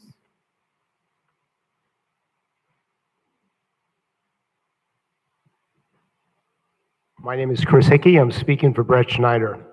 I'd like to tell a story. One, thank you for the councilman and your service. It's my first council meeting, and I listened a lot tonight. And you guys hear a lot of griping, but I'm going to tell you a story. Here's a story, right? There's some people like myself that came down to Florida to bring jobs. My name is Chris Hickey. I run an AI technology company, and I relocated from New York to come to Riviera Beach. And part of that was relocating my residence. And I picked the Amerant. And I met some of the greatest people in my 40-year career at the Amerant. And they were smart, hungry businessmen that all brought jobs to Riviera Beach. All of them. One guy bought a laundromat, and he owned 7 laundromats. Another guy brought a funeral home, and he brought 17 funeral homes in the last year. They brought jobs here. I brought my entire company here, but I was misled. I went to this Amerant, and I was promised homestead. I was promised a lifestyle where I didn't have to worry about septic sewage, or I didn't have to worry about fire alarms. I was misrepresented. And I know the people from Riviera Beach met with the Amerant, and they said, hey, look, we're going to fix this problem. You were completely fraudulently misrepresented. Smart people bring jobs to Riviera Beach, employing people at Riviera Beach. I'm going to put 100 jobs into Riviera Beach. And I came here with this unbelievable fantasy that it was an incredible condo. It had a wellness center. I lost 100 pounds in a year at Amerant. I lost 100 pounds. It wasn't easy, by the way. But I all of a sudden met this builder who told me, hey, I'm going to give you homestead. I'm going to make sure that the inspections are done. And the inspections weren't done, and we never got homestead. And the people are really upset right now because they were fraudulently misrepresented. Now, you might think it's only about homestead. Who cares about homestead in the end? I care about all these smart businessmen that are bringing these jobs into Riviera Beach, and they might leave. They might physically leave, and all the jobs leave. And if the jobs leave, then smart people like you, right, who really care about people here. I believe you didn't come to public office because you didn't care. I believe you're good people, and I believe the people here are amazing, but all we want to do is bring jobs and be happy, and we were misrepresented. So I'm going to meet with you. I'm going to set up meetings separately. I'm going to tell you our story, and I think when you hear our story, you're going to look back and say, we don't want anybody from the Amerant to leave.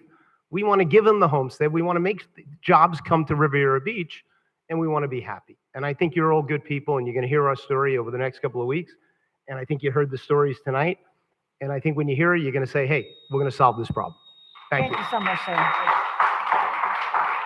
The next speaker is Milo Despanich, followed by Anthony Curtis and Cynthia Curtis.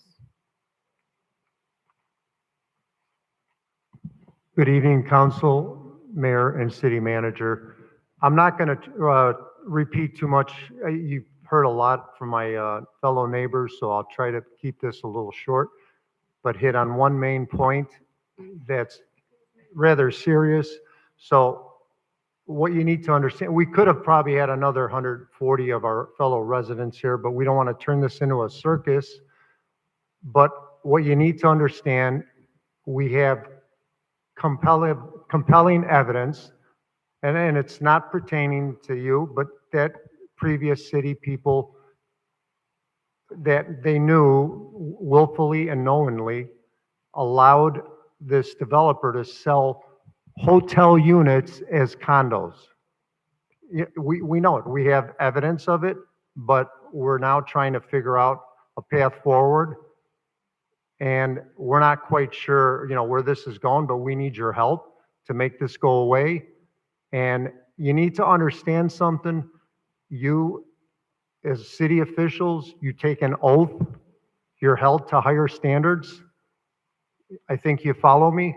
You need to figure this out and make this resolved right away, because it should have been resolved a year and a half ago. And I'm not going to sit here and talk about anything else. I want you really to think about this now. It's pretty serious. Thank you for your time. Thank you, sir. The next speaker is Anthony Curtis, followed by Cynthia Curtis and Ellen Frank. I'm Anthony Curtis. I am a resident at the Amerant Ocean Resort. I've been over there 2.5 years. We've been trying to get homestead for at least 2 years now, and we believe we're being denied homestead because of some deal that the developer made with the city council back many years ago, that so he could get density and more units at the Amerant Resort. I think that we've been all misled, and we need the city council to help us to get homestead, because we want to be residents of the city of Riviera Beach. I mean,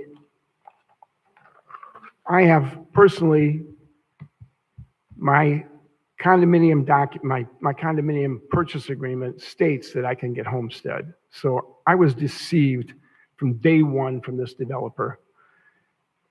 And the Riviera Beach Chief of Police has the power to refer this fraud to the state attorney's office in Palm Beach County, the 15th Judicial Circuit, to file criminal charges against this developer. There's over 250 victims here.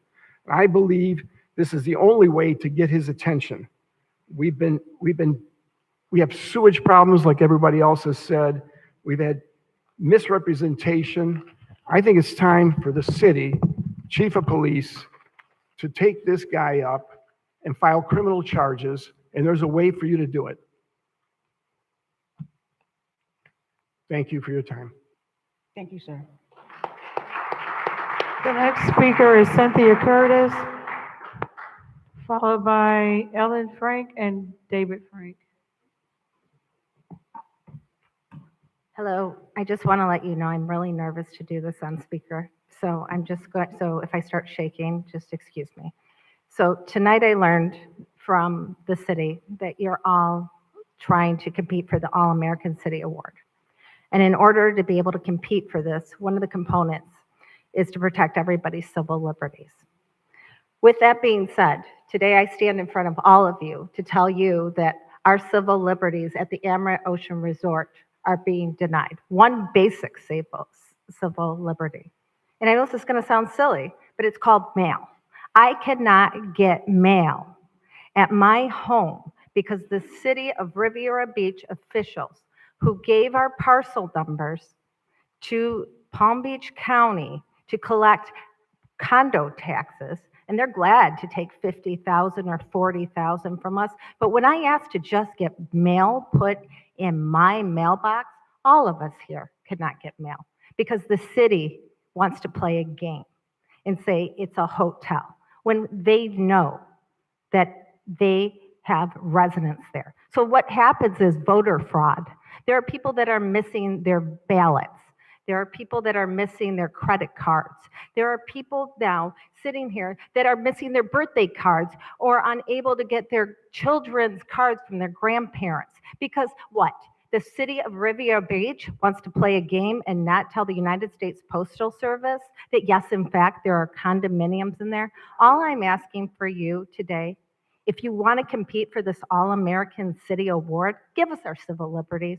Tomorrow, when I turn in that package to the United States Post Office, please just let us get our mail and say there are residents living there. That is my ask of the city of Riviera Beach for the Amerant Ocean Resort residents that have already been wronged. Thank you. Being that I didn't use all my time up, I'd like to say one more thing. If you Sir, go online, I can't let you go. You had your time. You had your 3 minutes before, sir. all right, I'll give it to somebody else. Thank you. Thank you so much, sir. The next speaker is Ellen Frank, followed by David Frank and Shedrick Lane. Ellen Frank, David Frank. We What has can't. authorized me to take her time? I understand, sir, but we can't give away time to someone else. It's only going to take one. She's gonna have to come up and talk. Pardon me? She's gonna have to come up and talk. That's her time. We can't give time to somebody else.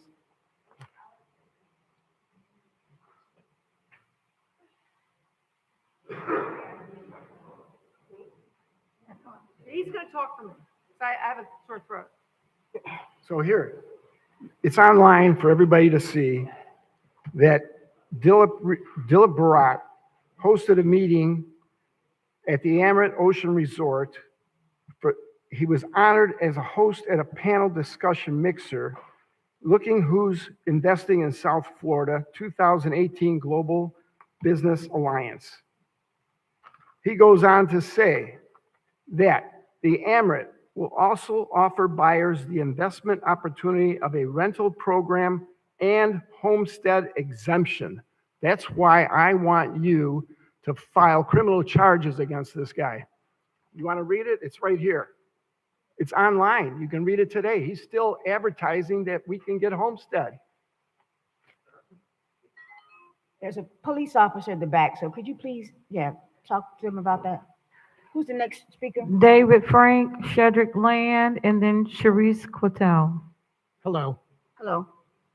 I believe in our institutions, and I believe in you guys, and I believe that you will do the right thing. We have been defrauded. 300 of us have been defrauded. We can all read our documents. There was nothing in those documents that implied we were buying a hotel suite. This is wrong, and this should be righted by our government. We want to be here. I love Riviera Beach, but I will not stay here if we do not get homestead. It's wrong, and we need you. We're asking you to defend us against a rogue developer. He should be thrown in jail. He has defrauded. Thank you all. This guy is a slumlord. People have gotten murdered in his, thank you, in his Section 8 housing projects in Miami. It's been documented. This is the way this guy operates, and he needs to be stopped. The guy needs to be deported.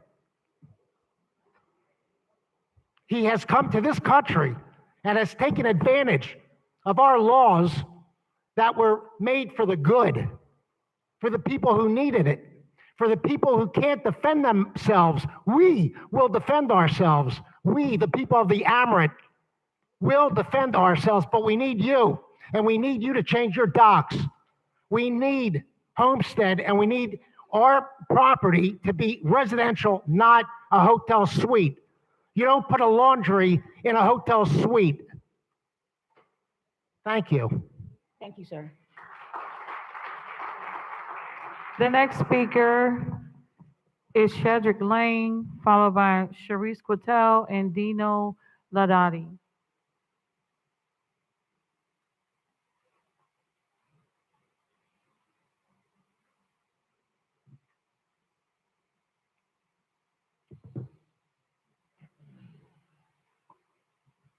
Good evening, everyone. Good evening, Mayor Lawson, City Manager Evans, and Commissioners. On December 15th, 2025, my life was forever changed. My oldest sister suffered a thalamus stroke. And it was due to the conditions right here in our community at Indian Trace Apartments. We're still trying to figure out exactly how, but we know for sure that it was. So I'm here to bring attention to those conditions over at Indian Trace.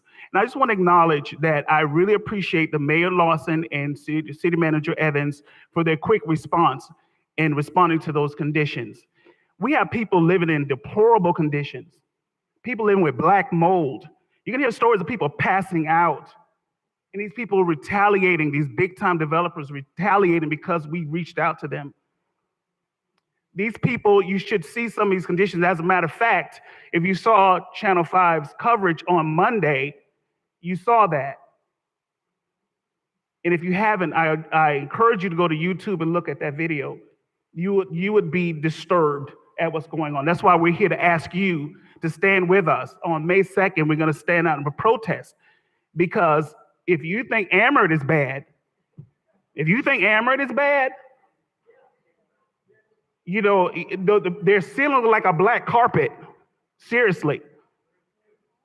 Roaches everywhere. And when you go to address it, their response is to retaliate. You can hear all the stories. Other people are going to speak behind me. But I want you to really understand this is happening in your community, with your loved ones, your friends, your families. My sister had a stroke. It's by the grace of God that she's still here today. And that is the reason, it was a catalyst as to why I'm here, to fight for her and the other people that live in that community. So I encourage you all to please stand with us on May 2nd to make sure that those situations are rectified, because that's not right. And I reached out, I sent an email to you, Councilman Lanier, and your staff, and we didn't get a response. But I really appreciate the fact that you all deployed, city manager, I really appreciate it. You deployed your code enforcement and the fire department to address those issues. And they are being addressed, but these people are retaliating against those folks, and they're threatening with eviction. My sister walked into the office and said, "Why am I being charged $3,700? The property manager at that time threw her checkbook at my sister and told her to get out of office or she's gonna evict her. This is a true story. So we need your help. Thank you.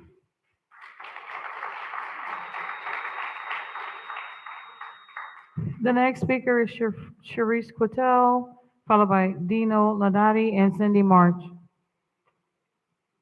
Good evening, Mayor Lawson, City Manager Jonathan Evans, and council members. My name is Sharice Cattell, and my reason for speaking tonight is that I want the city to know what is going on in the area if you already don't know, as I'm piggyback after Mr. Lane. I live in Indian Trace Apartments, and it's owned by Blackstone and managed by FPI Management. We started a tenants association, and I was appointed president so I can speak for those who cannot speak for themselves. Myself and other residents are living in deplorable living conditions with mold, roach infestations, water leaks, cracked foundation, appliances that do not work. Some people have one burner on their stove, no hot water, and AC units that do not work. We have residents that go without AC for 2 weeks. This is Florida. In the state of Florida, AC isn't mandatory. It's an emergency when it's not working. The regional director and upper management has gone years and not addressed residents' concerns. I've seen 6 managers in 2 years since I've resided in Indian Trace. The most recent manager was let go because she was advocating for us and bringing code violations to attention. She got mold in her system from entering one of these mold-infested units, and she passed out and had to be sent to the hospital. I am asking the city and council members to step in and do what is right for the residents of Indian Trace. April Housing has not stepped in to assist with anything. There are over 50 code violations at the property, and I'm requesting that the building official is sent out there to inspect the property. The fire marshal gave management until tomorrow to clean 320 units dryer vents, as they've never been cleaned, and that is a fire hazard, and not one dryer vent has been cleaned. Just because we live in affordable housing does not mean we deserve substandard living conditions. And I want to say again, thank you to Mayor Lawson, City Manager Evans, and the council for their time. The next speaker is Dino Ladati, followed by Cindy March and Dolores Williams. Good evening. My name is Dino Laudati, and I am from the Emirate. I've been listening to all the complaints today, and what I understand is that we rely on you to do the right thing. I am not a lawyer, I'm not an expert, but when we buy something in a city, it should be something that we believe the city has done the right thing. Now, My father used to say, if you allow bugs in a house, they're going to bring other bugs. Well, the man that developed the emirate is a big bug. So why did the city allow something like that to happen? If you want a great reputation, then you have to do the right thing, because this guy has managed to cheat everybody, including the city, the people, and everybody else. So we, the people over here, rely on you that we don't have to go through this. We tried everything we could with this, I don't know what to call them, to fix this problem, but he never shows up. We had meetings, he never shows up. That's because he's guilty. You know he's guilty. We know he's guilty. So set an example for the next person that wants to do the same thing to Riviera Beach. Set it really a terrific example that you don't allow something like this to happen again. So, as I said, everybody else is asking for your help. You know what to do. You got to do the right thing. So do the right thing. Thank you. The next speaker is Cindy March, followed by Dolores Williams and Charlie Bergman.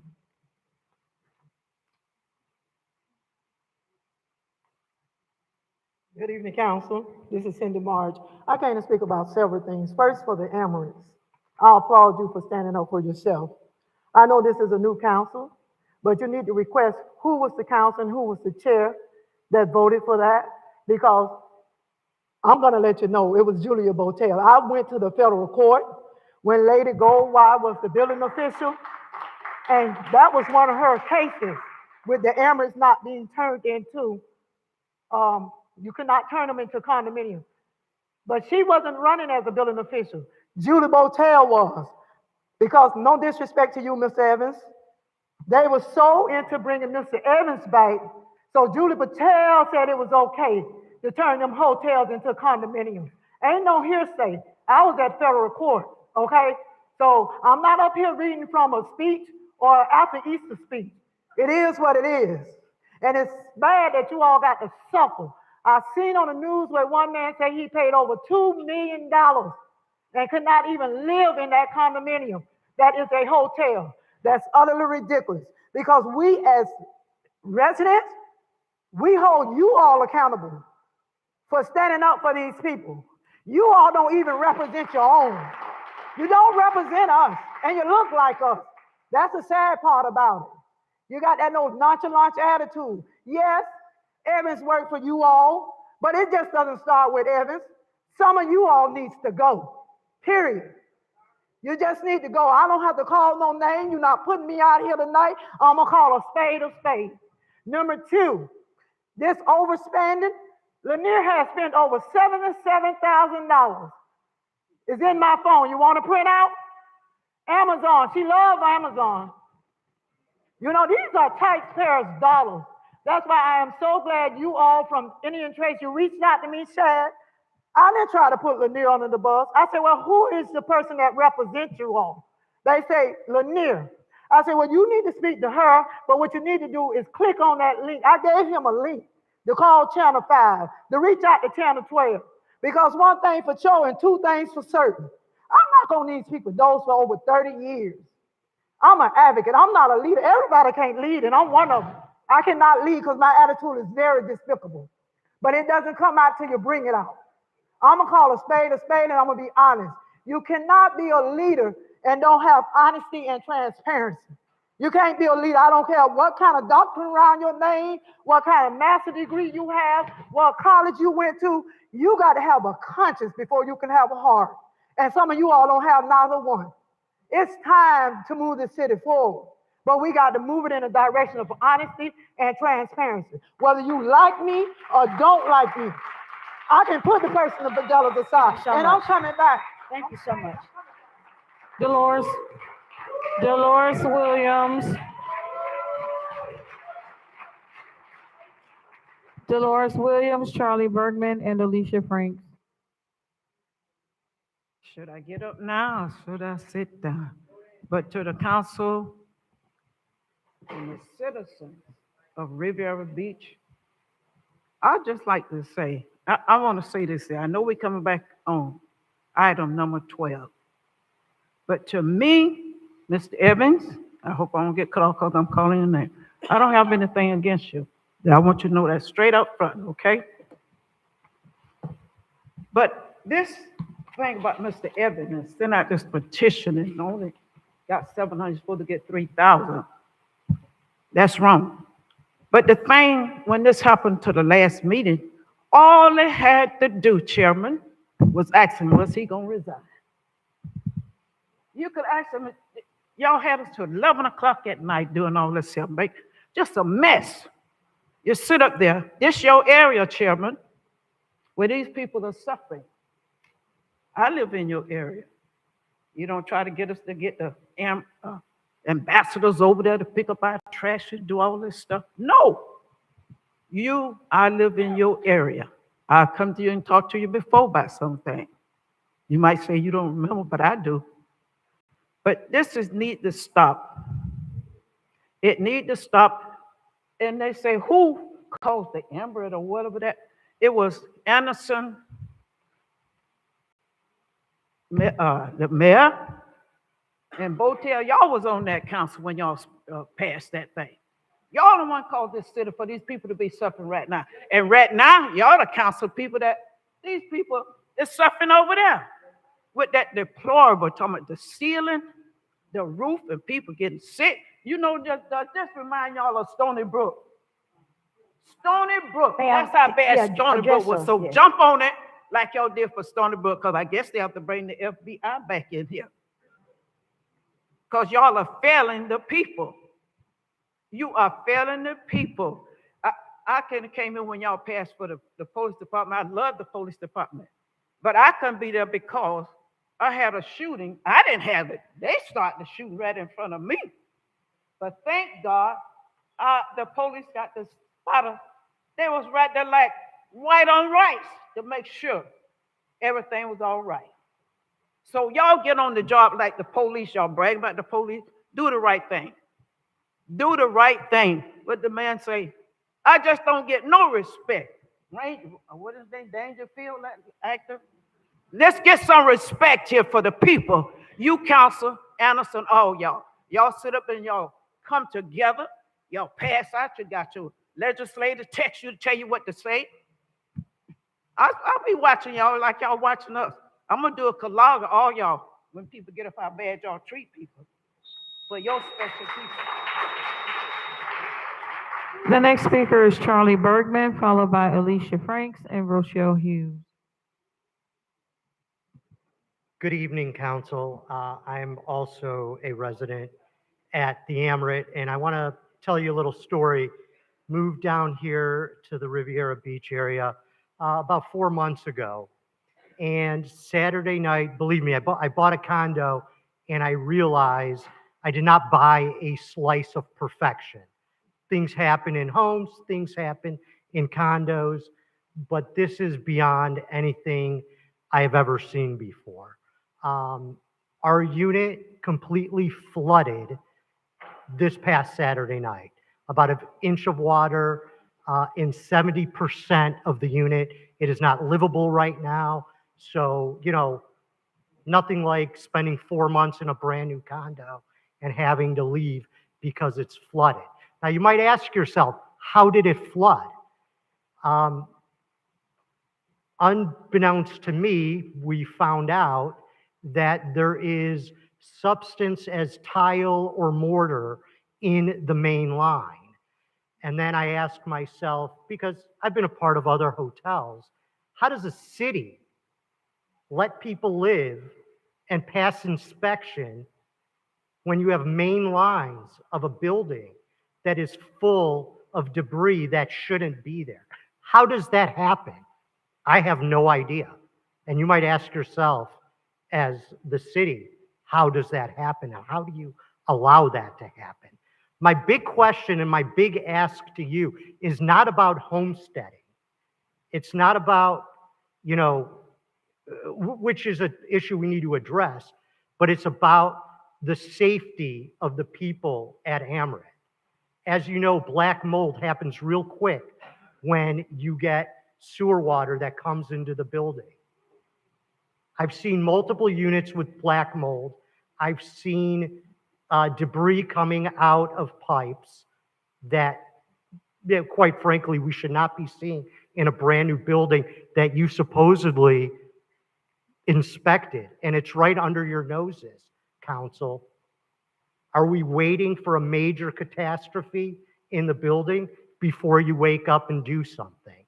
My ask is a developer that's running wild, again, under your noses, doing whatever he wants in the building, taking shortcuts, and not looking out for the residents of Riviera Beach.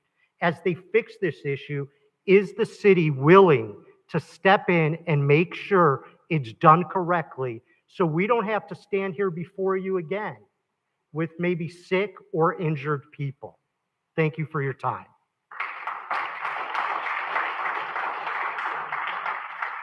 The next speaker is Alicia Franks, followed by Rochelle Hughes and Doretta Polk.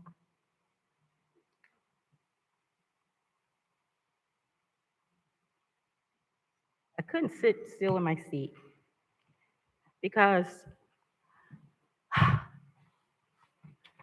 I hear the wonderful things that you say about the city manager and Ms. Jacobs, but I know differently. It's almost like buying a new house and it's all shiny on the outside and the plumbing doesn't work at the inside.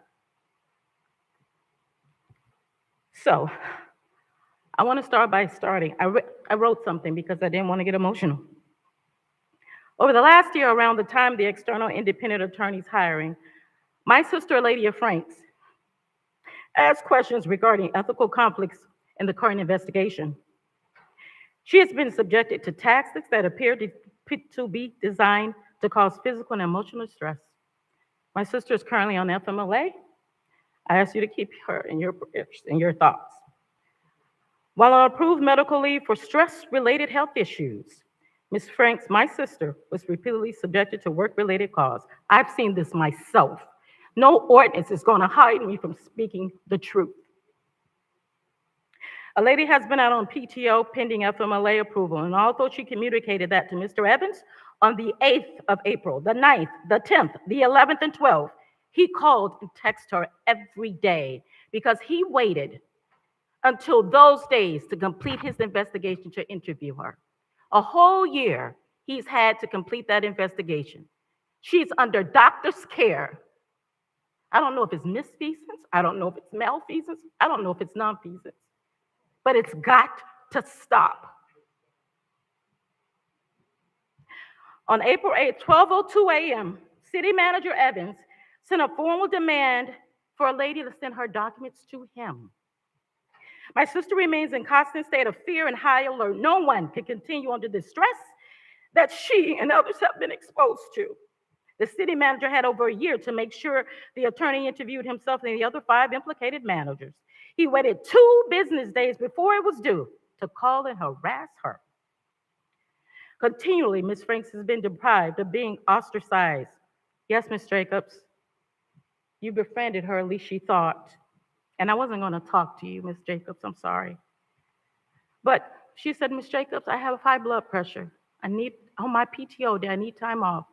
And Ms. Jacobs said to her, I got blood pressure too. She asked my sister to submit to her 3 years of all events, a report that was due that day.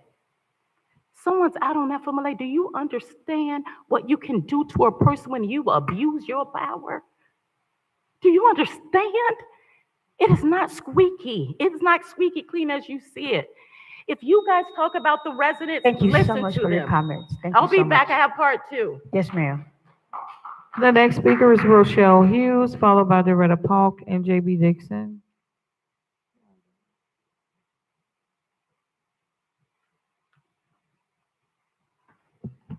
Hello, Rochelle Hughes. Holy moly. Just going to say what I've heard tonight. Oh my gosh. But that's not what I'm up here to talk about. First off, I'm actually going to make compliments and thank you to Chief Coleman, Assistant Chief Gordon, Major Camone, Officer Meyer. They came out to Lone Pine last week for a community kind of like a meet and greet, and it was awesome. We walked the streets, we met some people. Officer Meyer went over and met with children, and it was great. So I just want to commend them and thank them for that coming out. It was great, and I hope we do it again. My other reason for being up here is, so on the Nextdoor app, I read that the Marina Twin Towers that are 20 stories has been approved and is it's going to start. And I said, that's kind of funny because it hasn't come before council for the approval of the rezoning, because this is a marina district, and it hasn't been approved. I know I sat through the CRA, I sat through the planning and zoning, but it hasn't come before council. So I'd like to know how is it the Palm Beach Post and these other places can say, hey, they're going to be breaking ground.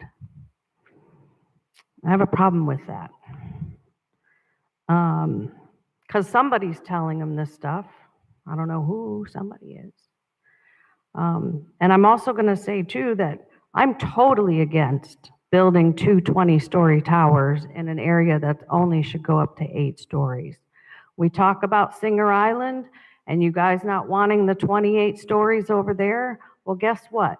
We should also be talking about the marina and not wanting 20 stories or more here. This will take away us residents to be able to utilize this marina.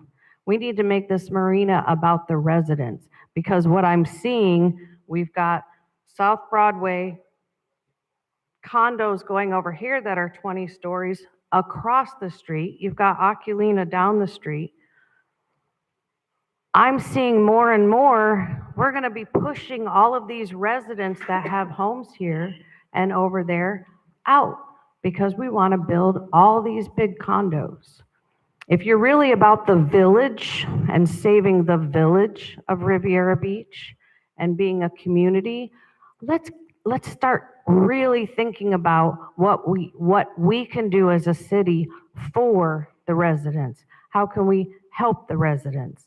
Not let's just build so we get all the multi-million dollars. Thank you. Thank you.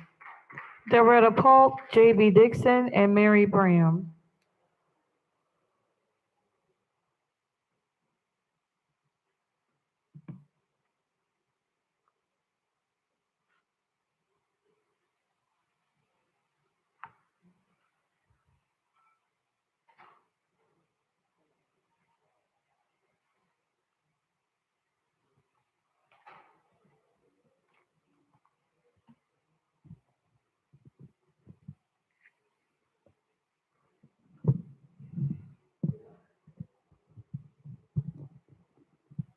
Good evening. My name is Doretta Park, and I just want to, my concerns is the last meeting that we had.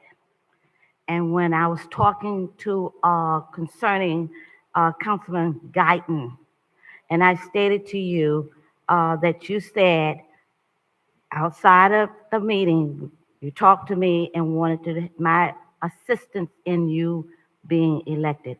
And you immediately did this, indicating and shaking your head as if I was lying. You did state you would not come with any chaos. You stated that you would be definitely helping Mr. Evans move the city along, getting the new water plant. You even gave me at least 10 to 15 signs. And I went to my neighbors, and a great deal of them said, Ms. Park, let me tell you, we're letting the fox back in the hen house. He's going to devour all the hens, the roosters, and the chicks. And guess what they do? When they pass my house, Ms. Park, what did we tell you? You know, there's Maya Angelou said, when someone shows you the first time who they are, believe them. Believe them the first time.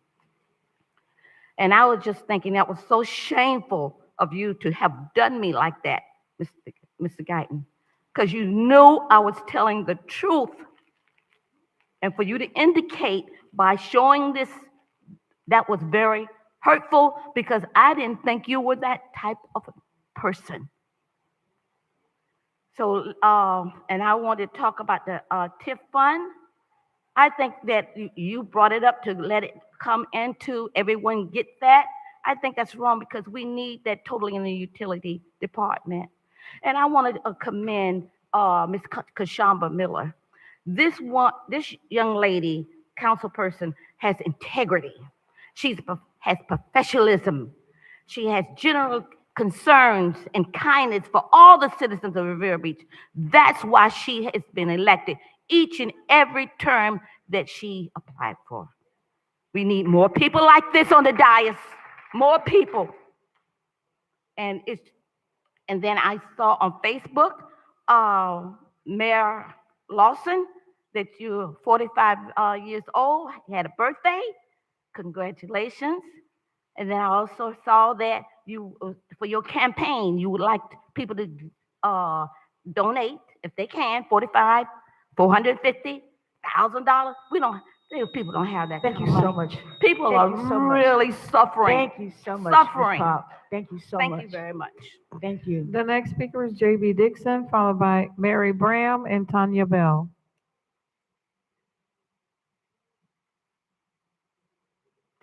I'm J.B. Dixon from Singer Island in Riviera Beach. I originally thought that I would come up here to talk about Jonathan Evans' contract because it's going to be midnight before I can talk to it as an issue. However, I think everyone here has spoken very eloquently about that. I don't think I could do any better. It obviously is a no-brainer that you should be grateful to be able to extend this man's contract for everything he's done for the city. So I usually am asked to talk about controversial things and things that make people angry. So I will do that tonight. The subject is the project called 2525 Lake Park or something, gateway to Singer Island. And this is a proposal that I don't even know how many stories are being requested. Some people say 20, some people say 25. But do I want to see a 25-story building there? No. But there's something I dislike the idea of even more. And that is the prospect of a 42-story building being put there. Everyone has ignored or poo-pooed something called the Live Local law. And you've seen that now finally the media is beginning to catch up to what the consequences of that law is. It essentially takes away the rights of local governments such as this to do something with height as long as this Live Local project has, I think it's 20% of, I may be wrong about that, a certain percentage of, quote, affordable housing. It also goes on to state that they can go as high as any building within a mile of them. The building I live in, the Tiara, is within a mile. We're 42 stories. I don't want to see 42 stories there. The opponents, who are not above lying about this, claim, oh, they'll never do Live Local. What, a $70 million piece of property? I've got to tell you that they can and they will. There are drawings of such a building. They have done financials. I have seen them. So I can just tell you, you need to look at the Live Local law because people need to make a choice between two things that maybe they don't want. It is better to be able to deal with a developer than not be able to deal with them. Thank you so much. The next speaker is Mary Bram, followed by Tanya Bell and Quincy Jean Bernard.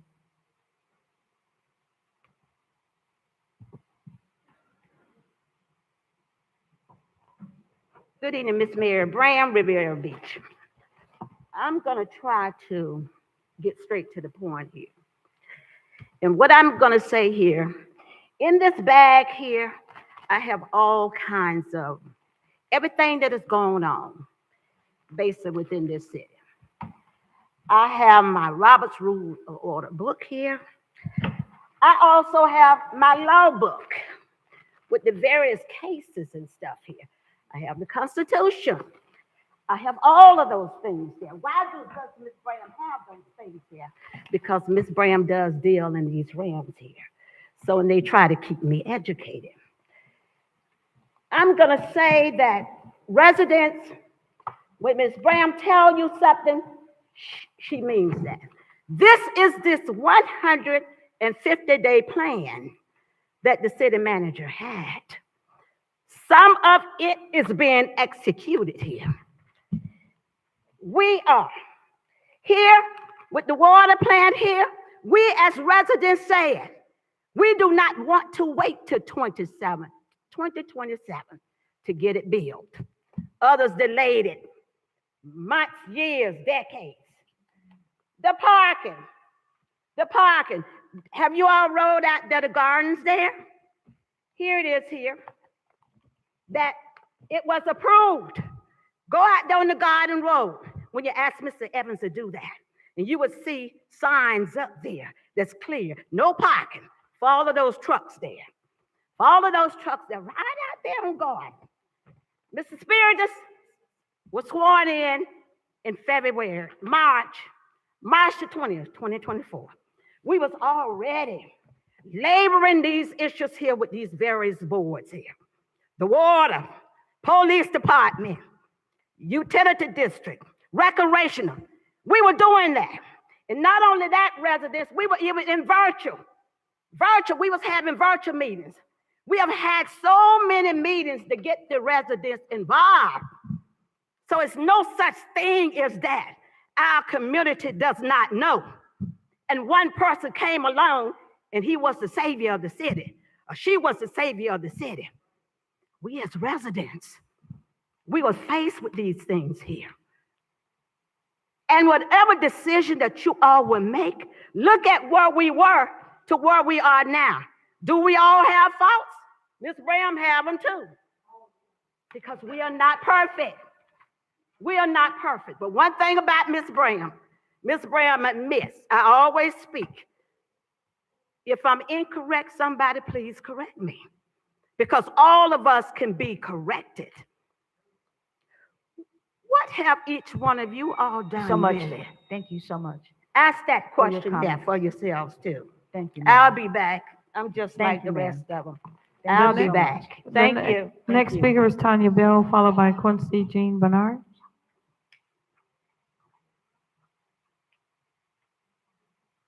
Okay, so Tanya's not here, so Quincy Jean Bernard is our last speaker.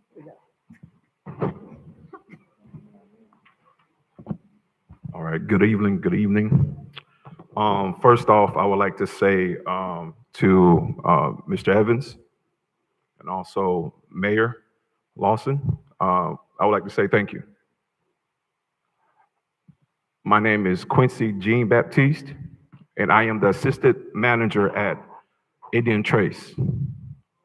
I am the whistleblower. I am the whistleblower with the team as well. The living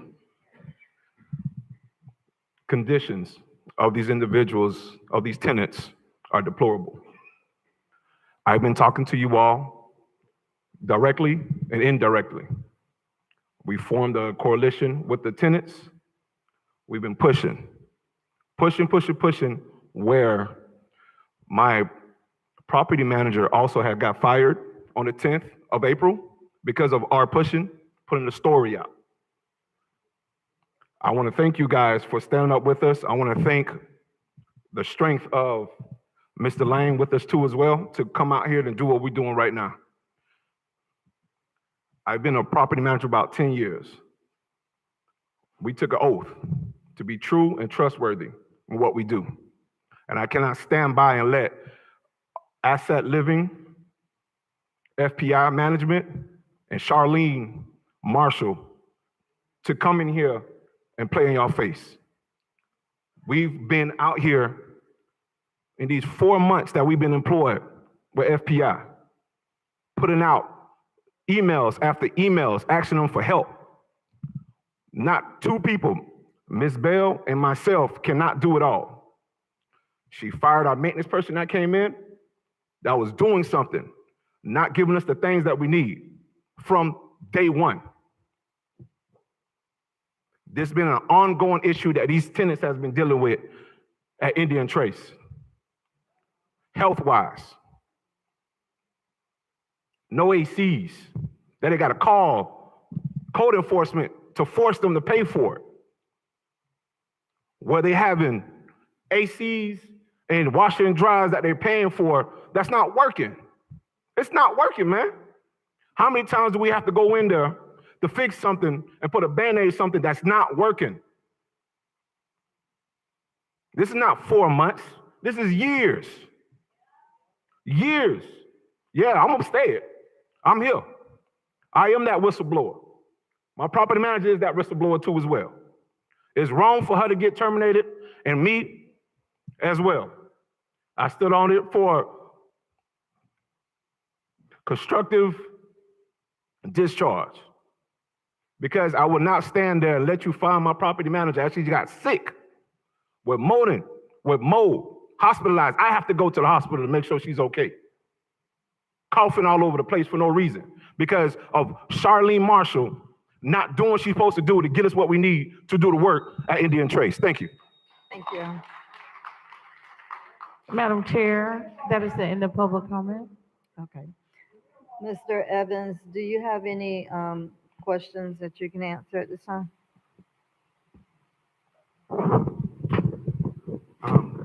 Yes, Madam Chair.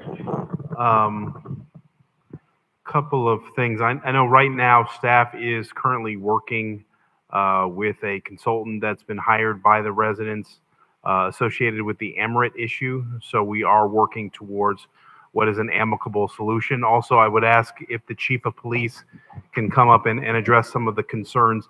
I think the first meeting that we had with the Emirate residents that Councilperson Spirit has facilitated, I did ask for one of our detectives, Jennifer Jones, who is worked with the city for a long time and has ties with the state attorney's office to look into this particular issue. So the chief has an update on that, and I think he would like to share that with you briefly. Thanks, City Manager. Council Chief Goldman, Police Department, Chief Police. I met with a group of those young men and women from the Emirate, and we're going to have a follow-up meeting next week in reference to their complaints. We did assign this case to Jennifer Jones about 2 months ago to look into it. We have an open case on it. We have some roadblocks with the case, getting documents on both sides. So we're going to formalize a plan next week to see can we get those documents that was generated from both sides years ago. Also, one of the issues was that allegedly those documents were destroyed in a fire or the water damage years ago. So we got to backtrack to find out where those documents are located in-house. So, but we are on top of it. We're going to formalize a plan. We're going to reach out to the county to see if we can find those old documents that the Emirate received, and hopefully we can get some movement on this, get these people some relief and answers to their concerns. Thank you, sir. Staffers, are there any other issues you want to address in regards to public comment? Madam Chair, also with regards to the building official will be visiting Indian Trace. Fire inspectors as well as code compliance officers and some of the inspectors have visited the site, but the building official will visit the property as well here in the next week or so. Unfortunately, he's out of town at this particular moment, or he would be there tomorrow, but we will facilitate the building official that has additional statutory authorities. So he will actually visit the site. Also, there were some items that were brought up from the union. We are working to resolve those particular issues. One of those issues that they communicated is currently under investigation and is also being reviewed by the internal auditor as well. But we are looking to resolve the items that we do have here pretty quickly concerning the permit text. There's some information that's inconsistent with the contract that we need to get into a memorandum of understanding with both parties to effectively make the appropriate modifications. And it does, the issue is larger than just the building techs and BTR staffers. It's also other positions that we're looking to address to cure the issue holistically. And that is it, Madam Chair. Madam Chair, Yes, go ahead, sir. there was a reference to you contacting an employee that's on FMLA. Is that correct? Madam Chair, Yes, go ahead. if I may, I believe Attorney Tayson Gaines, who is the investigator associated with this particular matter, may be present in the room to share some information associated with that. I will get to that. I think you've added that to the agenda. Am I correct, Mr. Guy? We can address that issue. Yeah, I'm not trying to have another item added. It was a simple question, yes or no. You added that item in regards to the contract, Yeah, I did. I did add the and we can contract. address that at that time. Okay. Madam Chair, Yes, go ahead, sir. so the item that's being added, we're gonna have the discussion in reference to the Ronnie Felder's report. And that was a discussion where Mr. Gaines is here to talk about. And I think the question for Mr. Evans was about the employee, so. Okay. I Thank you, why sir. I added it. I understand. So I think the question was, the question for Mr. Evans was why the employee was contacted. I'm not sure if that's something that we would want to have a discussion about. I know we're going to talk about the report briefly, but I guess I would want legal to opine before we go too deep into that discussion when we get to that item, because I know that item is set on the agenda. So I know why it was added, but I know there's a few questions because there was an email sent. But let's just be mindful of where we are with the employees and with also staff. I totally agree with that. We are talking about Mr. Gaines's contract, and to talk about specific employees, I'm not comfortable with that. Especially with the fact that the report has not been given to the public, well, not to us either, but I want to make sure that we stay away from discussions in regards to particular employees. I don't want to put people's business out in regards to what they have going on with the city. That is not fair to them. That is not fair to the individuals involved. So if there is a question in regards to that, Mr. Commissioner Guyton, I think we can address that during the contract, because that individual is the one that is working on that proposal. Understood. Thank you, sir. Let me just say that anytime there seems to be something that doesn't share Mr. Evans in a good light, we can't talk about it right now. And I'm not gonna sit up here all the time and let y'all run that. Sir, I'm just letting you know. I merely said that we can address that when Mr. Gaines comes up. I did not say you cannot address it. I did not say you should not address it. I said that when that contract piece comes up, then you can address it at that time. Let us go to our next item, Madam Clerk. Madam Chair, we are on item 9A under ordinances on first reading.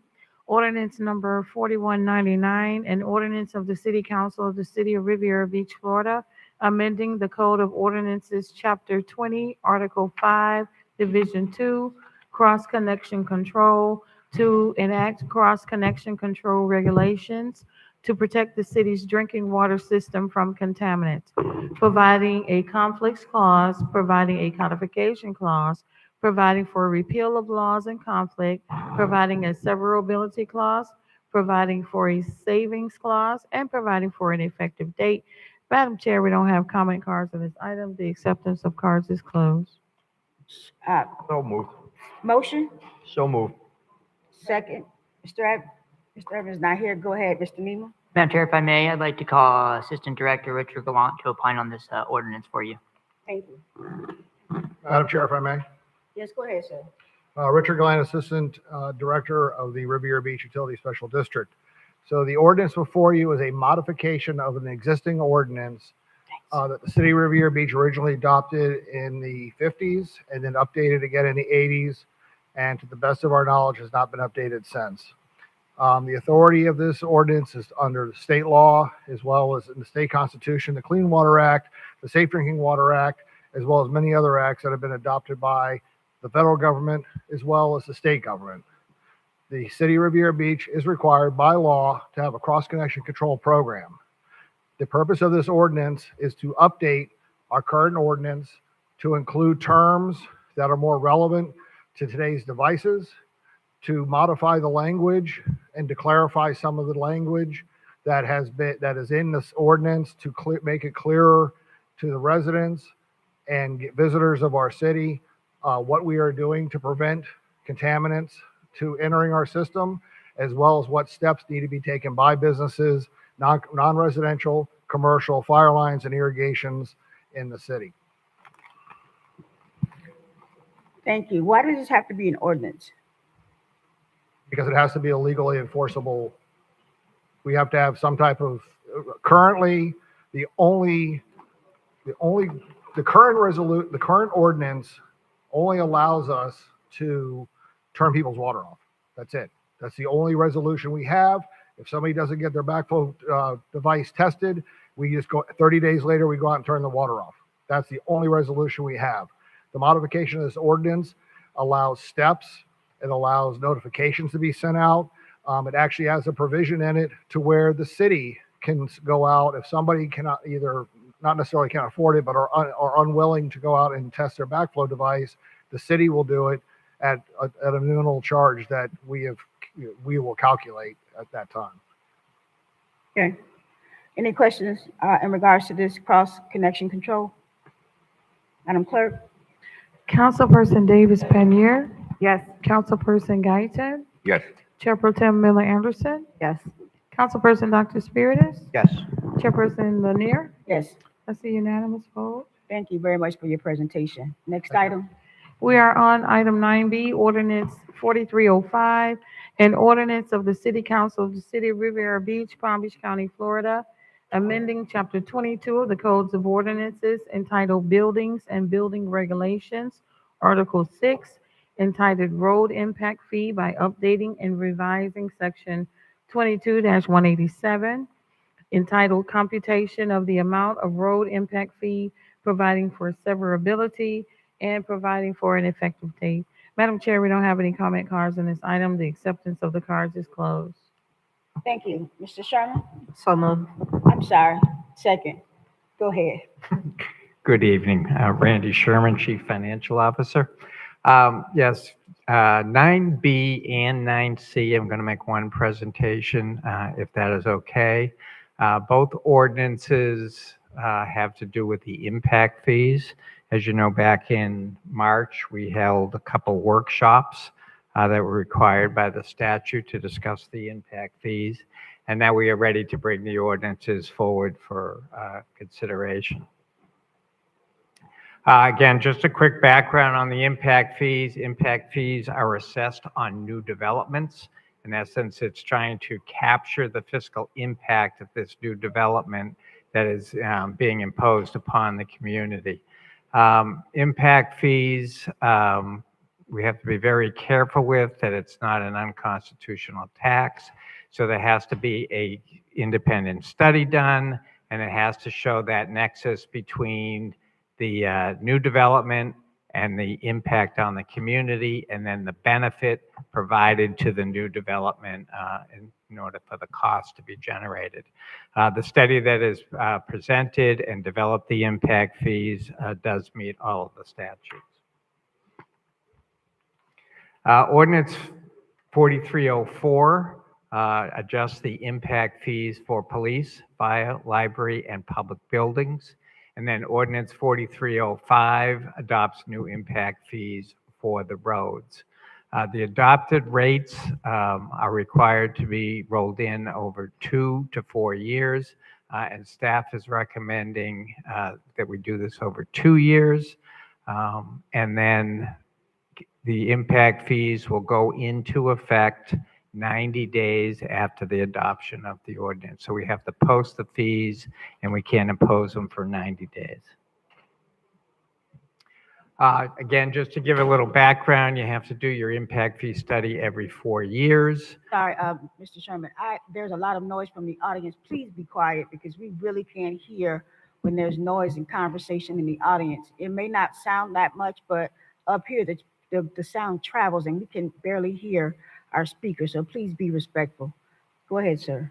Have to do your impact fee study every 4 years. The last time we did a study was in 2022.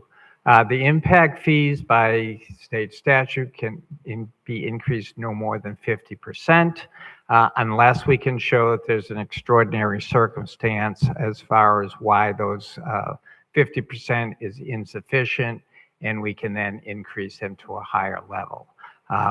The extraordinary circumstances are included in the report. And then after tonight in the first reading, we will actually make that a separate report so that it can be posted on the city's website. Impact fees may be used for debt service. So as we've talked about the extra $60 million that we talked a couple meetings ago, the impact fees can be used to pay that debt service. And again, the extraordinary circumstances, we talk about the increased growth in population. We talk about the increased cost of capital. We talk about the impact of not having sufficient funds to produce or generate or construct the facilities that you need, then only add additional costs, whether that is borrowing costs or whether that is the cost of delayed projects. Madam Chair. Mr. Sherman, can Yes. you, we discussed this last time, what the impact was going to be on people that are building affordable housing. Yes. And obviously, if the impact fees are too high, then you're not really building affordable housing.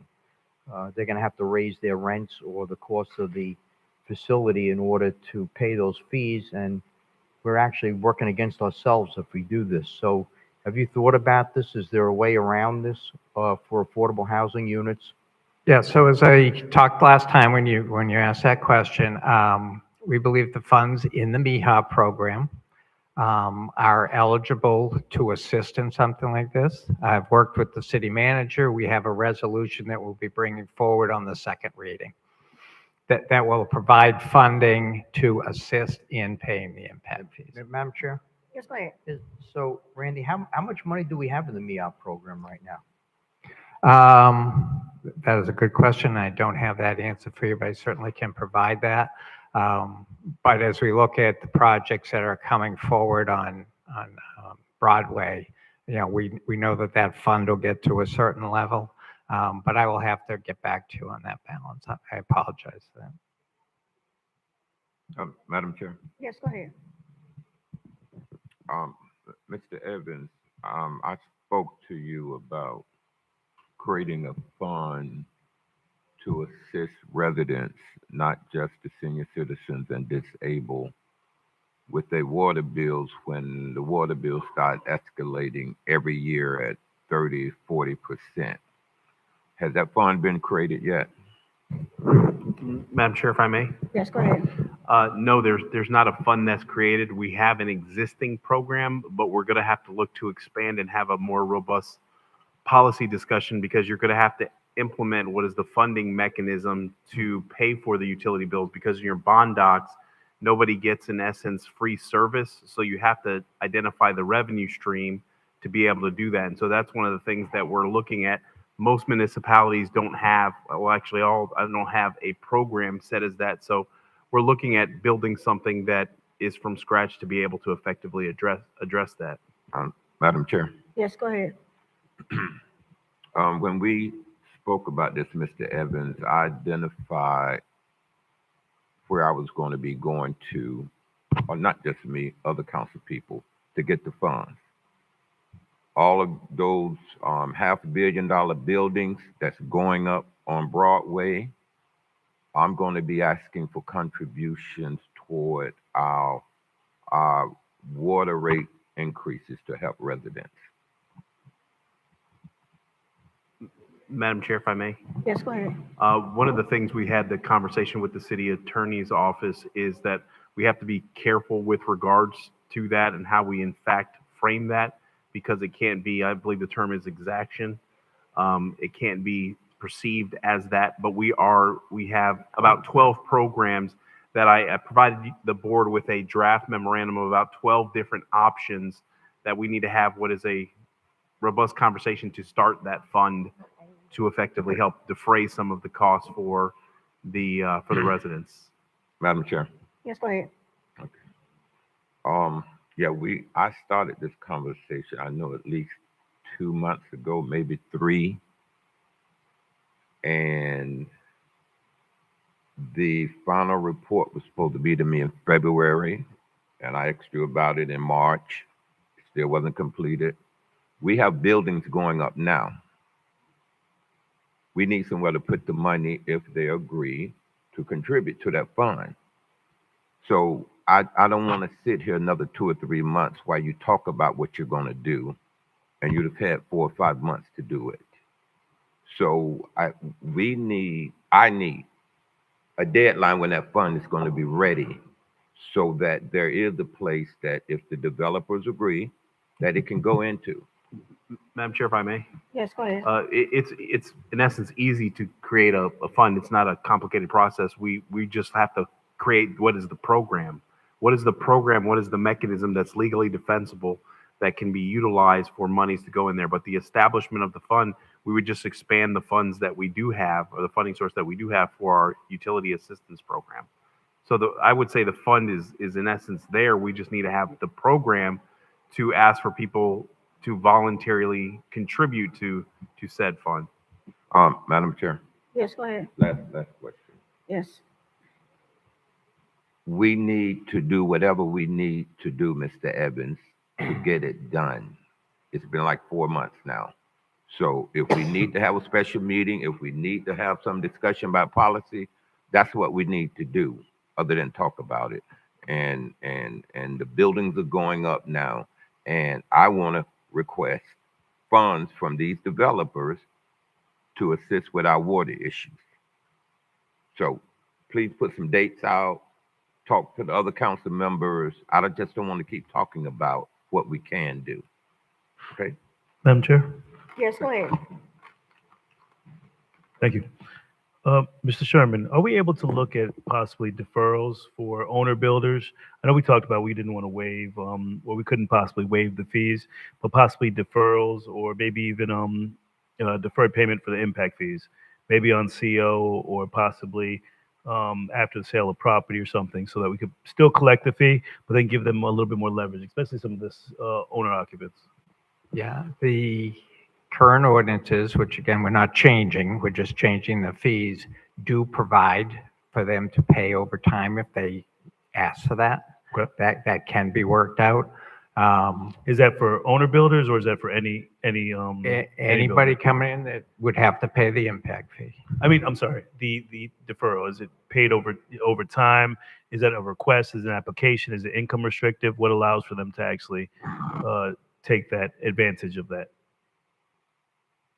The ordinance doesn't get into that specific. It just says that if they want to come in and ask to pay it over time, that we can finance. In essence, you're paying it as the units come available. So that's when you could really do that payment. You could do the same thing on the utility side as well. Because I'm more concerned, well, the two pieces, the affordable housing component. I know we are looking at it possibly bringing some exemptions, or even the owner occupant builders, the individuals that are just building a single family. The impact fees are going from $1,500, $2,000 up to almost $14,000. So somebody that's coming to build a home in our community, or even a single builder, it's going to be very costly on them and increasing the cost to develop very substantially. So possibly deferring that fee and making it pronounced to either income restrictive or even owner occupant builders. I just want it to be clear in the code, in the language, so that we can let them know where to go and how to actually proceed if they want to build a home in Riviera Beach. Yeah, I'd be happy to carve that section out and send it out so people can read it. And I know that it's a slippery slope when it comes to waiving fees, but at least maybe deferring them or giving them some leverage. Thank you, Mr. Sherman. Madam Chair, if I may. Yes, go ahead. Mr. Sherman, question for you. With regards to impact fees, correct me if I'm wrong. So if somebody buys a home and in essence demos the home, they get credit for the impact fees that have already been levied on that property. You're correct. Yeah, if it's a replacement, it's not an additional impact, correct? Right. So if it's a replacement, you're not doing that. So, but if it's a virgin land that there has it, then you would be required to comply with what the new fees are. Thank you. Mr. Evans, I'm sorry, hold on a second. Police, could you guys quiet down some of the noise outside, because it's really clearing inside? Is it in the back? Where is it? No, it's over there. It's coming from out here. I'm sorry, go ahead. Yeah, so this schedule here is pulled right out of the report, and it just, it's one page out of dozens of pages, it's just a sample for you to look at. But again, it gives you on the left side, it gives you some of the sample land uses. So it starts with the single family residence, does multifamily. And then as it gets down to the bottom, it's dealing with some of the non-residential properties. But the first column of numbers, those are your current fees. The second column that's outlined in red there, that is the maximum. That is the actual impact of those types of land uses coming in. So as you can see, what we're currently charging, which is from the 2022 study, when the city wasn't working on roads, wasn't building fire stations back then, those current fees are extremely low as compared to the maximum.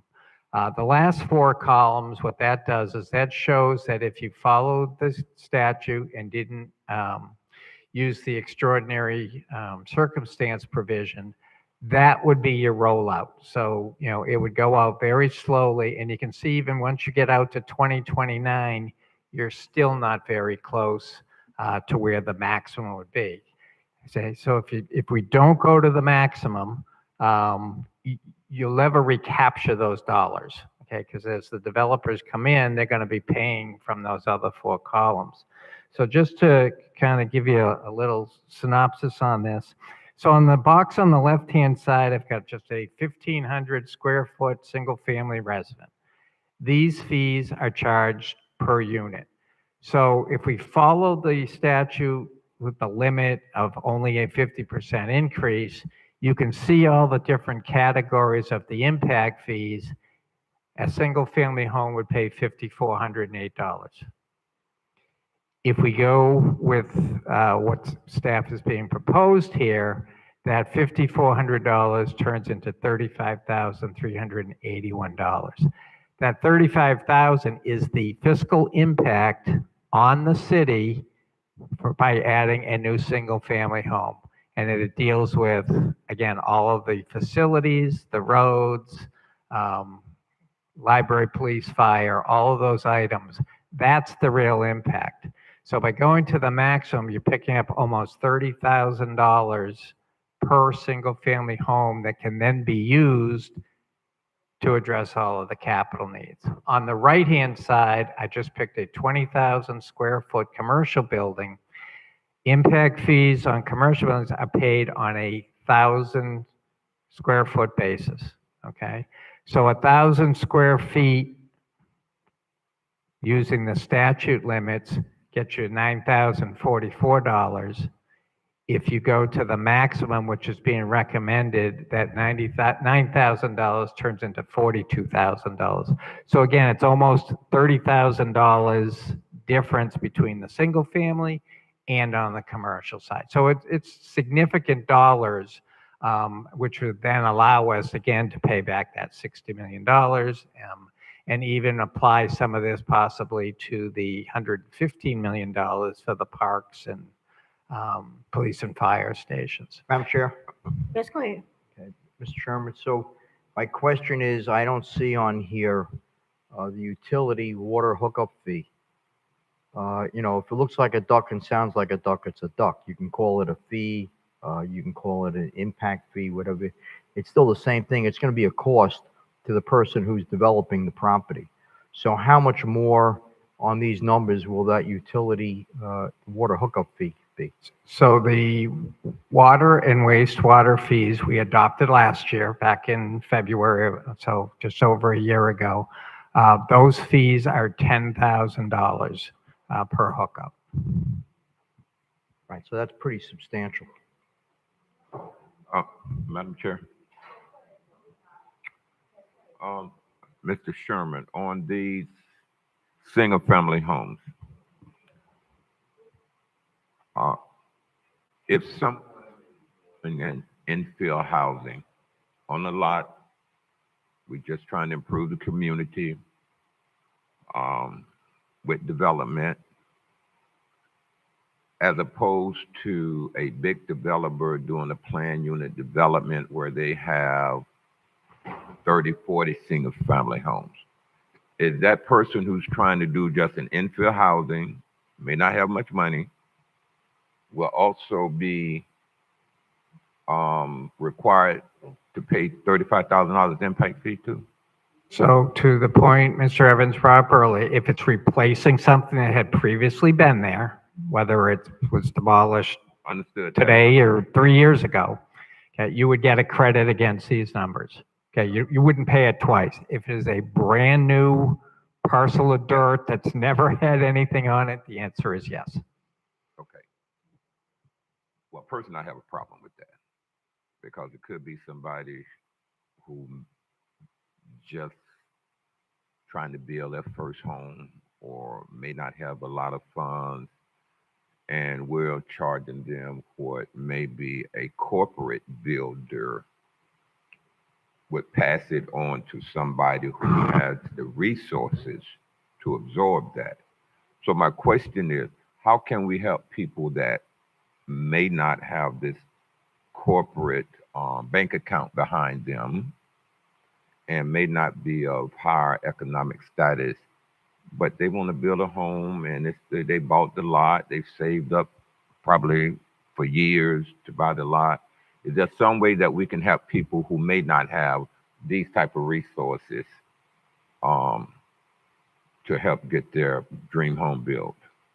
So again, I think that goes back to one what the mayor was speaking about. Can we kind of help people get in the door and maybe defer some of those payments? And then to what Dr. Spiros was talking about is, can we get some assistance to get these, to assist in paying these fees, so again, they can come in. Two different issues, two different avenues. I think they kind of both maybe get to what you're speaking to. But again, that'll be the conversation. Again, I'll send out the information about the deferrals, but that'll be the conversation when we get to trying to use some of that MEHA money to help. Madam Chair. Yes, go ahead. Yeah, and to zero in on what I'm saying, can we have two different scales for corporate and individuals who building homes? A corporate builder who may come in, want to build a community of 10 homes, and they have a certain class of economic clients that they're triggering or trying to target, as opposed to somebody just trying to build a home and not really in it for any profit margin as corporate builders are. Madam Chair, if I may. Yes, go ahead. I think the way you can possibly look to accomplish that is if it's one unit, you can possibly say, okay, obviously if it is one unit, one door, you can do something as it relates to that. But anything it gets to multiple doors, then it can, so we can tweak it and come back with some options before second reading. But one of the things that I do want to ask the board, because in order to facilitate moving forward with the adoption of these fees, it requires a unanimous vote from the board. And so if there is in fact a number or things that you want to make sure that we address, we want to know what that is. So when we do come back at second and final reading, and we may have to put second and final reading out, a month, we accomplish collectively, or we bring forward collectively what the board wants to see so it can move forward. Because as the earlier point, if we delay, there is a situation where you lose out on these opportunities. And invariably, the reason that capital projects haven't moved forward in the city for a long time is predicated as we weren't capitalizing on impact fees that we should have been collecting historically to defray the impact of construction for the last 20 plus years. And so now we're playing catch up, because as you can see, if your impact fees are $157, if you had impact fees that were $3,000 for all intent and purpose 10 years ago, invariably when you went to go expand your police station and go from 12,000 square feet to 40,000 square feet or 50,000 square feet, that's new capacity. You could have utilized all that impact fee money to defray the cost and not have to go out to the bond market. So it is very important that we look to capitalize on this. But the question is to the board, is there something that you want to make sure that you communicate to us, so when we go back and create what the program looks like, we can capture what your intent is so the item can move forward accordingly. Yes, go ahead. So if I'm a new home, I'm building a new home, how are these fees assessed or how are they billed on the front end or how? Mr. Sermons, can you tell me when you collect your impact fees? Just restate the question to Mr. Summers. Just restate it to Mr. Summers. Oh, Mr. Summers, on your way. I was just wondering, how are these fees assessed to a new builder? Is it on the front end? How is it? Good evening, Madam Chair, Clarence Sermons, Director of Development Services. Good evening, Council, Honorable Mayor, and Madam Attorney. As far as the process of impact fees, they are paid after the permit review process. So they initially submit, pay their review fees. After the review is complete and the permit is ready to be issued, they are provided an invoice of all of the existing fees. They take that invoice, pay it either online or in person at the finance department. When they bring that receipt, then their permit can be issued. Follow up. So they are aware of the fees before beginning the process, pretty much? If I am, I don't want to misrepresent the process. I believe when they first apply for the permit, they're notified of existing fees. At the beginning, only is due is that permit review fee. The rest of it is due after the permit is approved and they pay it to pick it up to start construction. Okay, thank you. Madam Chair? Yes, ma'am. Yes, go ahead. And while you're here, Mr. Sherman, Sermons, and Mr. Sherman, the proposed impact fee, at what point will they be implemented? And will a developer, if currently in permitting, will they be grandfathered into the old fees, or will they be inclined to pay the new fees? Or at what point would that take effect if this policy is passed, second reading, and then takes effect in 60 days? If they're already in the permitting process, then they get the old fees. And anything that's permitted after the 90 days would see the new fees. So just follow up, Madam Chair. So if we do first reading, it's passed unanimous. It comes back with some of the feedback from the board within 1-2 months. It's gonna be second reading. Then we're gonna wait, is it 60 or 90 days? 90 days. 90 days. And then after that 90 days, it's automatically implemented. Correct. And then anybody that submits an application at that time. Okay. Follow up, Madam Chair. Yes, go ahead. The process of the impact fees, the credits that was spoke about, Mr. Evans, Mr. Sherman, what amounts? Because I know that you said they will get credit if there was a property on the parcel previously. Is that credit going to be based upon the fees or the impact of fee that was previously paid? Yeah, so I believe if there's a single family home demolished, you're building a brand new home, the impact doesn't change. So you've already paid that impact fee. You may have paid it 20 years ago, but you've already paid that impact fee and contributed to all of the facilities and everything, you know. So there won't be any impact fees if there was a property on that parcel years ago, even if it was demolished. Correct. I I believe that is correct. Okay, let's just make sure that's clear Yes, before second reading. I will confirm that. And just also clearly outlined in the ordinance, because if it's just only going to impact undeveloped parcels of land. Now, if it was a previous smaller lot, single family that's being combined or merged with other lots, and they're creating additional footprints for a larger development, what does that look like for a developer? Because I know that they've combined, I'll give you an example, 18th Street. They combined the old Miami Subs with a vacant parcel. What does that impact fee look like for that developer? And then also my follow-up to that will also be the last one on affordable housing. Right, so you would have had an impact fee on Miami Subs, right?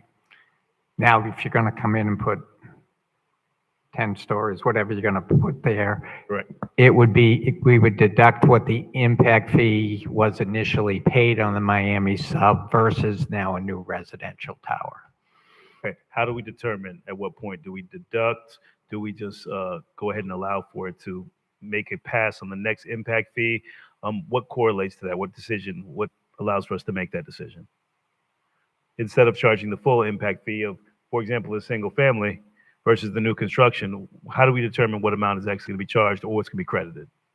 So we would, I mean, we know what the impact fees were for the first structure, Okay, so then we would take that and just deduct it from what we're charging now. Because again, now you're changing it from a commercial structure to a residential structure. So if you notice, like the commercial doesn't pay for library and parks. Right, right. So now they got to pay for the library and So if parks. it's a change from a residential to a commercial, that's when you do the deduction. Correct. But if it's a residential to either larger residential 20 years later, you're not going to deduct, or you're not just going to give a credit of, say, $5,000 towards the 35.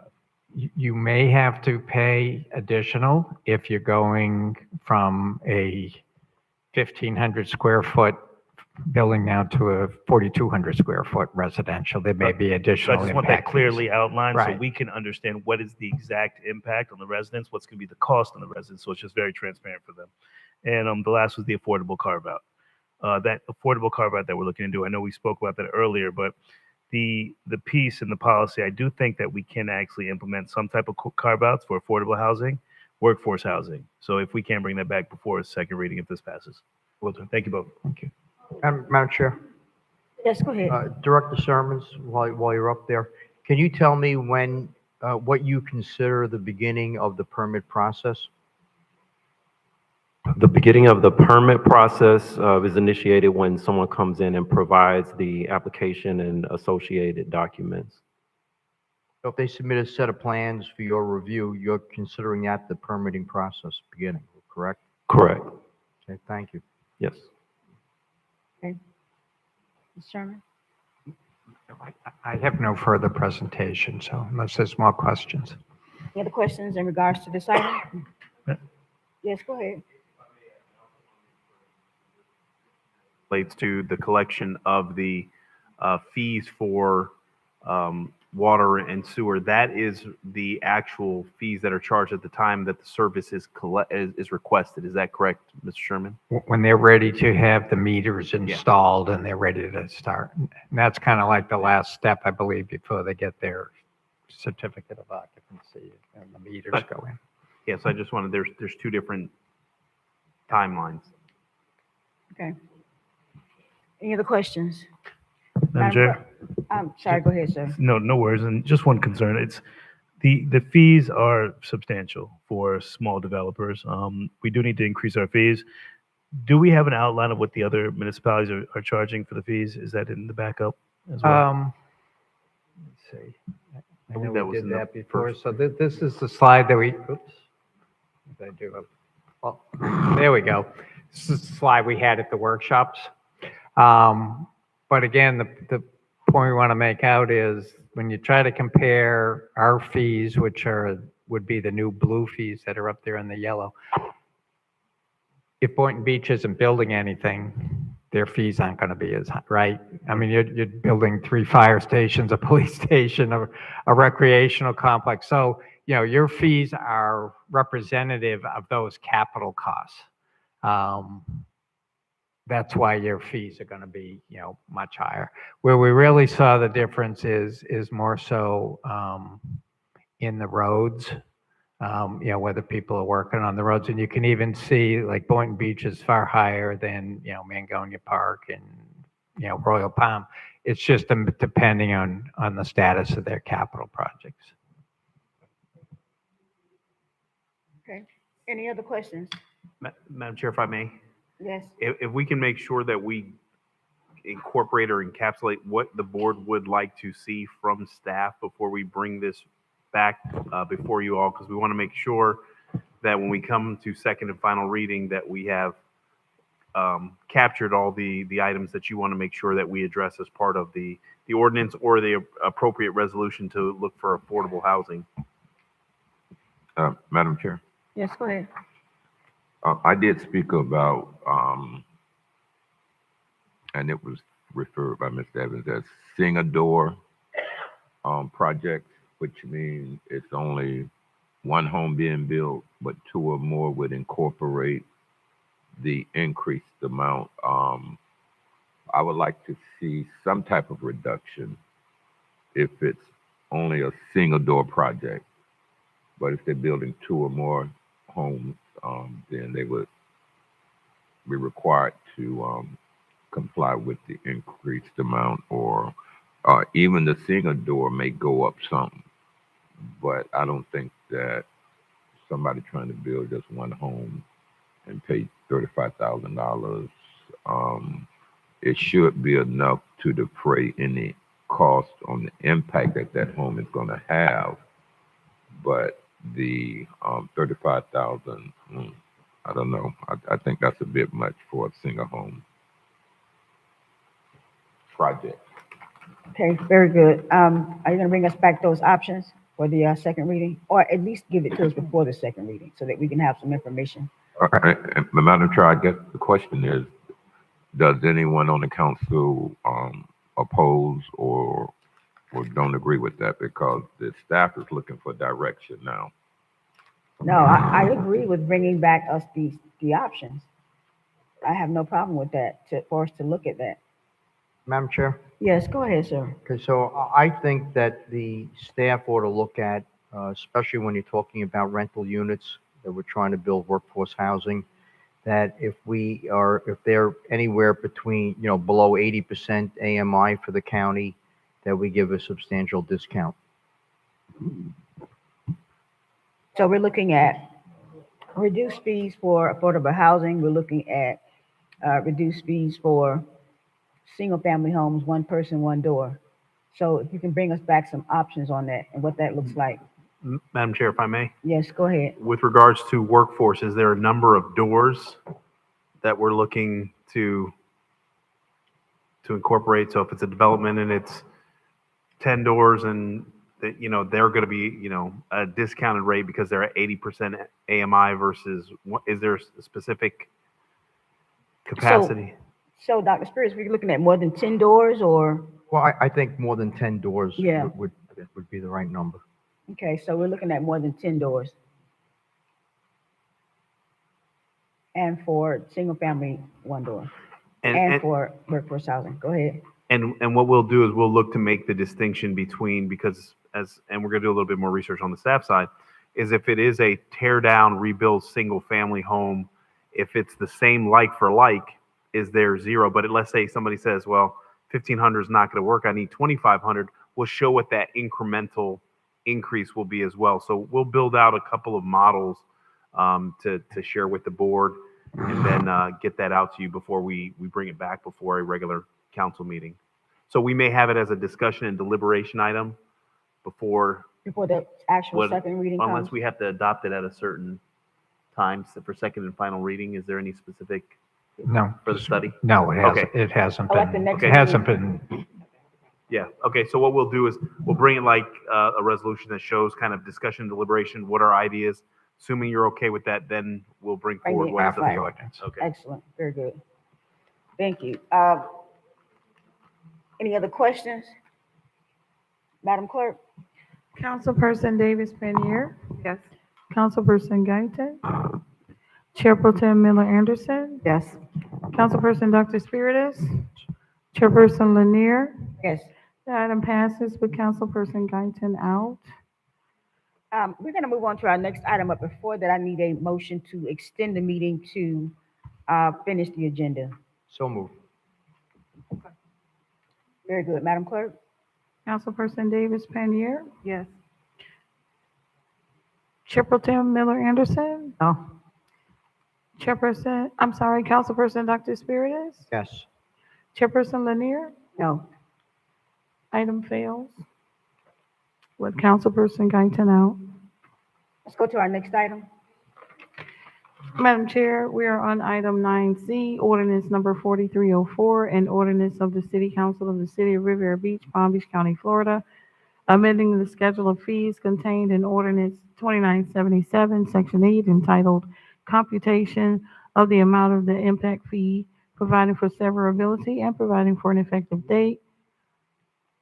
Chairperson, we have one public comment card. The acceptance of cards is closed. So moved.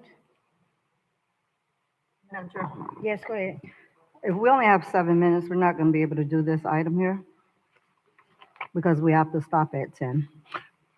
Madam Chair, Yes, go ahead, sir. if the items has to be renoticed, Mr. Evans, this would have to be completely renoticed by staff. It's on first reading. Madam Chair? Yes, go ahead. If it is, yes, we would have to well, second reading is actually the effective notice, but yes, we would have to, reschedule these items. Okay. All right, very good. All right, so those other items that we're gonna bring back. What is the next meeting? I also too wanted to ask the council for their availability for a May 29th workshop. Is that May 29th, Mr. Evans? Yeah, May 27th workshop for rules of decorum for the council. Because we cannot get to an item in regards to the,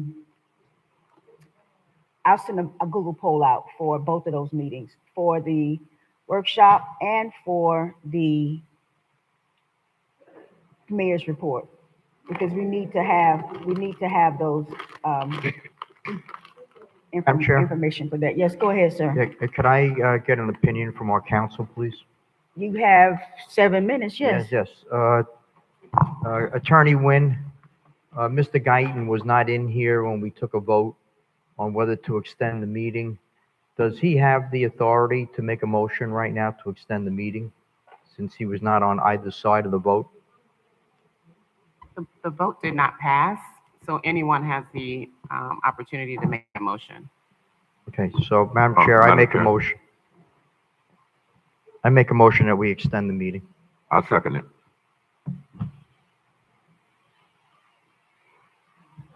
So there is no prevailing side? Was not. No, okay. Very good. Madam Clerk?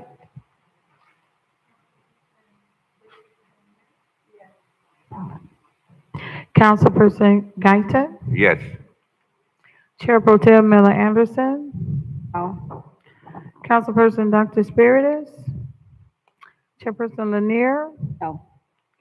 The item passes with Chair Pro Tem Miller Anderson and Chairperson Lanier dissenting. So, who made the motion?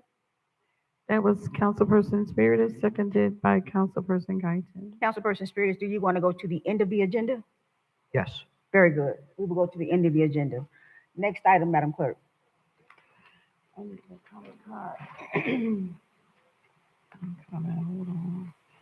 Madam Chair, we are on item 9C, ordinance number 4304, an ordinance of the City Council of the City of Riviera Beach, Palm Beach County, Florida, amending the schedule of fees contained in ordinance 2977, section 8, entitled Computation of the Amount of the Impact Fee, providing for severability and providing for an effective date.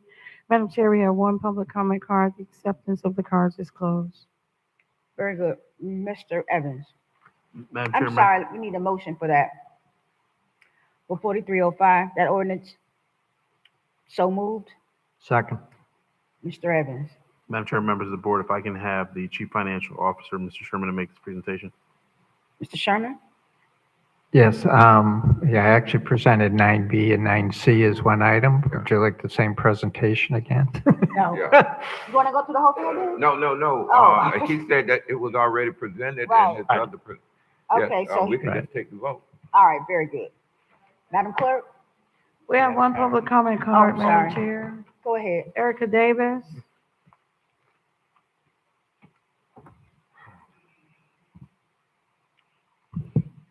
Erica Davis, Riviera Beach. I just want to remind you all that it's very, very important that you understand that the city is $1.54 billion in debt. And every little dollar that we can get, we need it. And whatever developer that comes in here that's going to make multi-million dollars off of our city and disrupt our peace, they need to be charged. Now, I agree with the one house, the one door. No, you can come with a reasonable fee for that. But anybody coming in here to disrupt Broadway, yeah, we want our money because we are in debt and we need to pay the bills. And second of all, we do have a water program. Miss Dolores Jones helps residents every day to pay their water bill. You didn't know that, Mr. Guy? So yes, we do have that program. See, if you all do your diligence and come in here and communicate with staff instead of trying to point fingers and ridicule, you'll know, you'll understand and stop creating stories. It's ridiculous how we run this city. There is no professionalism in it at all and no knowledge of the board for anything. If you want to do business and stop being personal, do your due diligence and your research. The man is right here. Mr. Evans is right here to ask questions. But you're always trying to go against what he says, or you're not listening. We have a program, but we do need our money because we are in debt because of all the things that did not get done 20 and 30 years ago. We are compiled with projects. So if they want to come in here and gentrify our city, we need to get paid for it because you're going to vote on those projects regardless of whether we say yes or no or not. And we want to get paid. It's just business. It's nothing personal. And whatever the highest fee for all of these buildings coming up, we need it.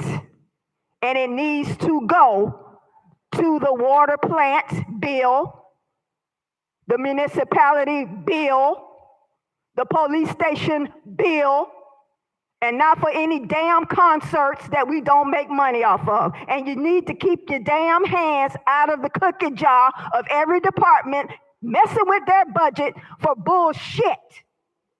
Hey, Miss. And I'm sick of this. Ms. Davis, please. Keep your hands out of everybody's budget for your friends to come in here and party and smoke cigars, and we're not getting anything from it. If you're going to do a concert, we better get paid too. Thank you so much for your comments. Madam Chair, that's the end of public comment. All right, very good. We have no comments for ordinance number 4305. Is that the one? Yes. 4304. 4304. Very good. Madam Clerk? Councilperson Davis Panier.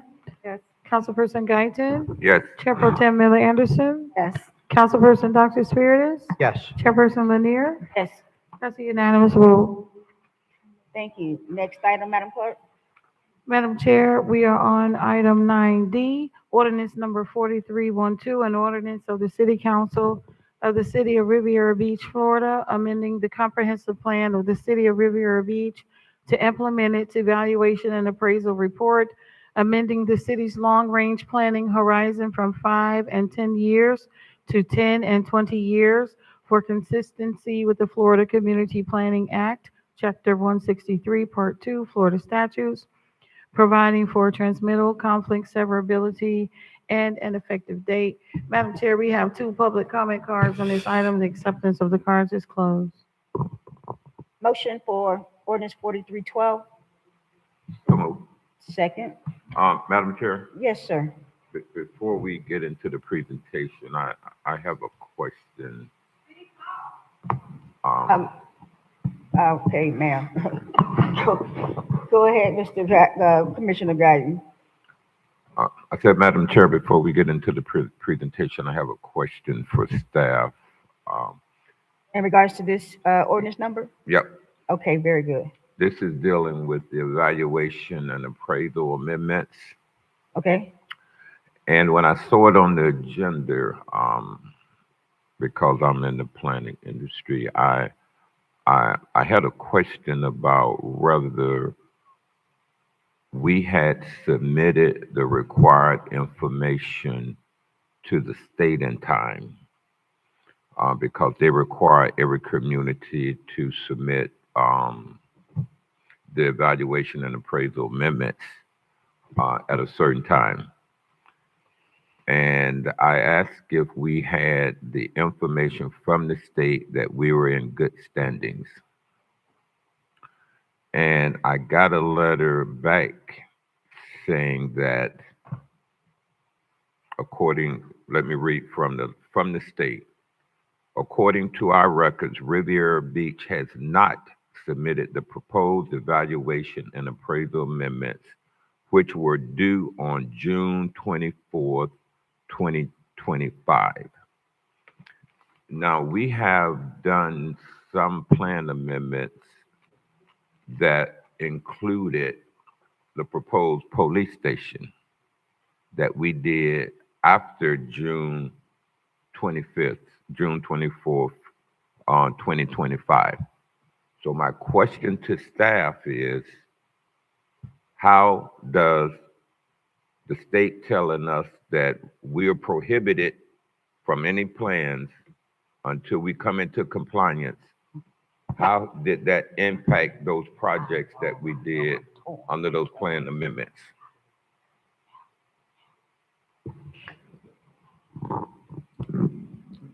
Madam, Go ahead. Madam Chair, and I'll defer to Director Sherman's. I'll speak on one of specific to the police department.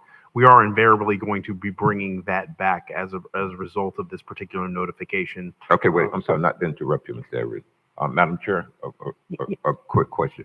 So are you bringing it back because we have to redo that plan amendment again because we didn't comply with the state? Madam Chair? Yes, go ahead. Yes, we're bringing that item back, yes. Okay, Madam Chair. Because of the information contained in the letter, yes. That's all I have right now, Madam Chair. Okay, we have a parliamentary ruling in regards to the last vote that was taken.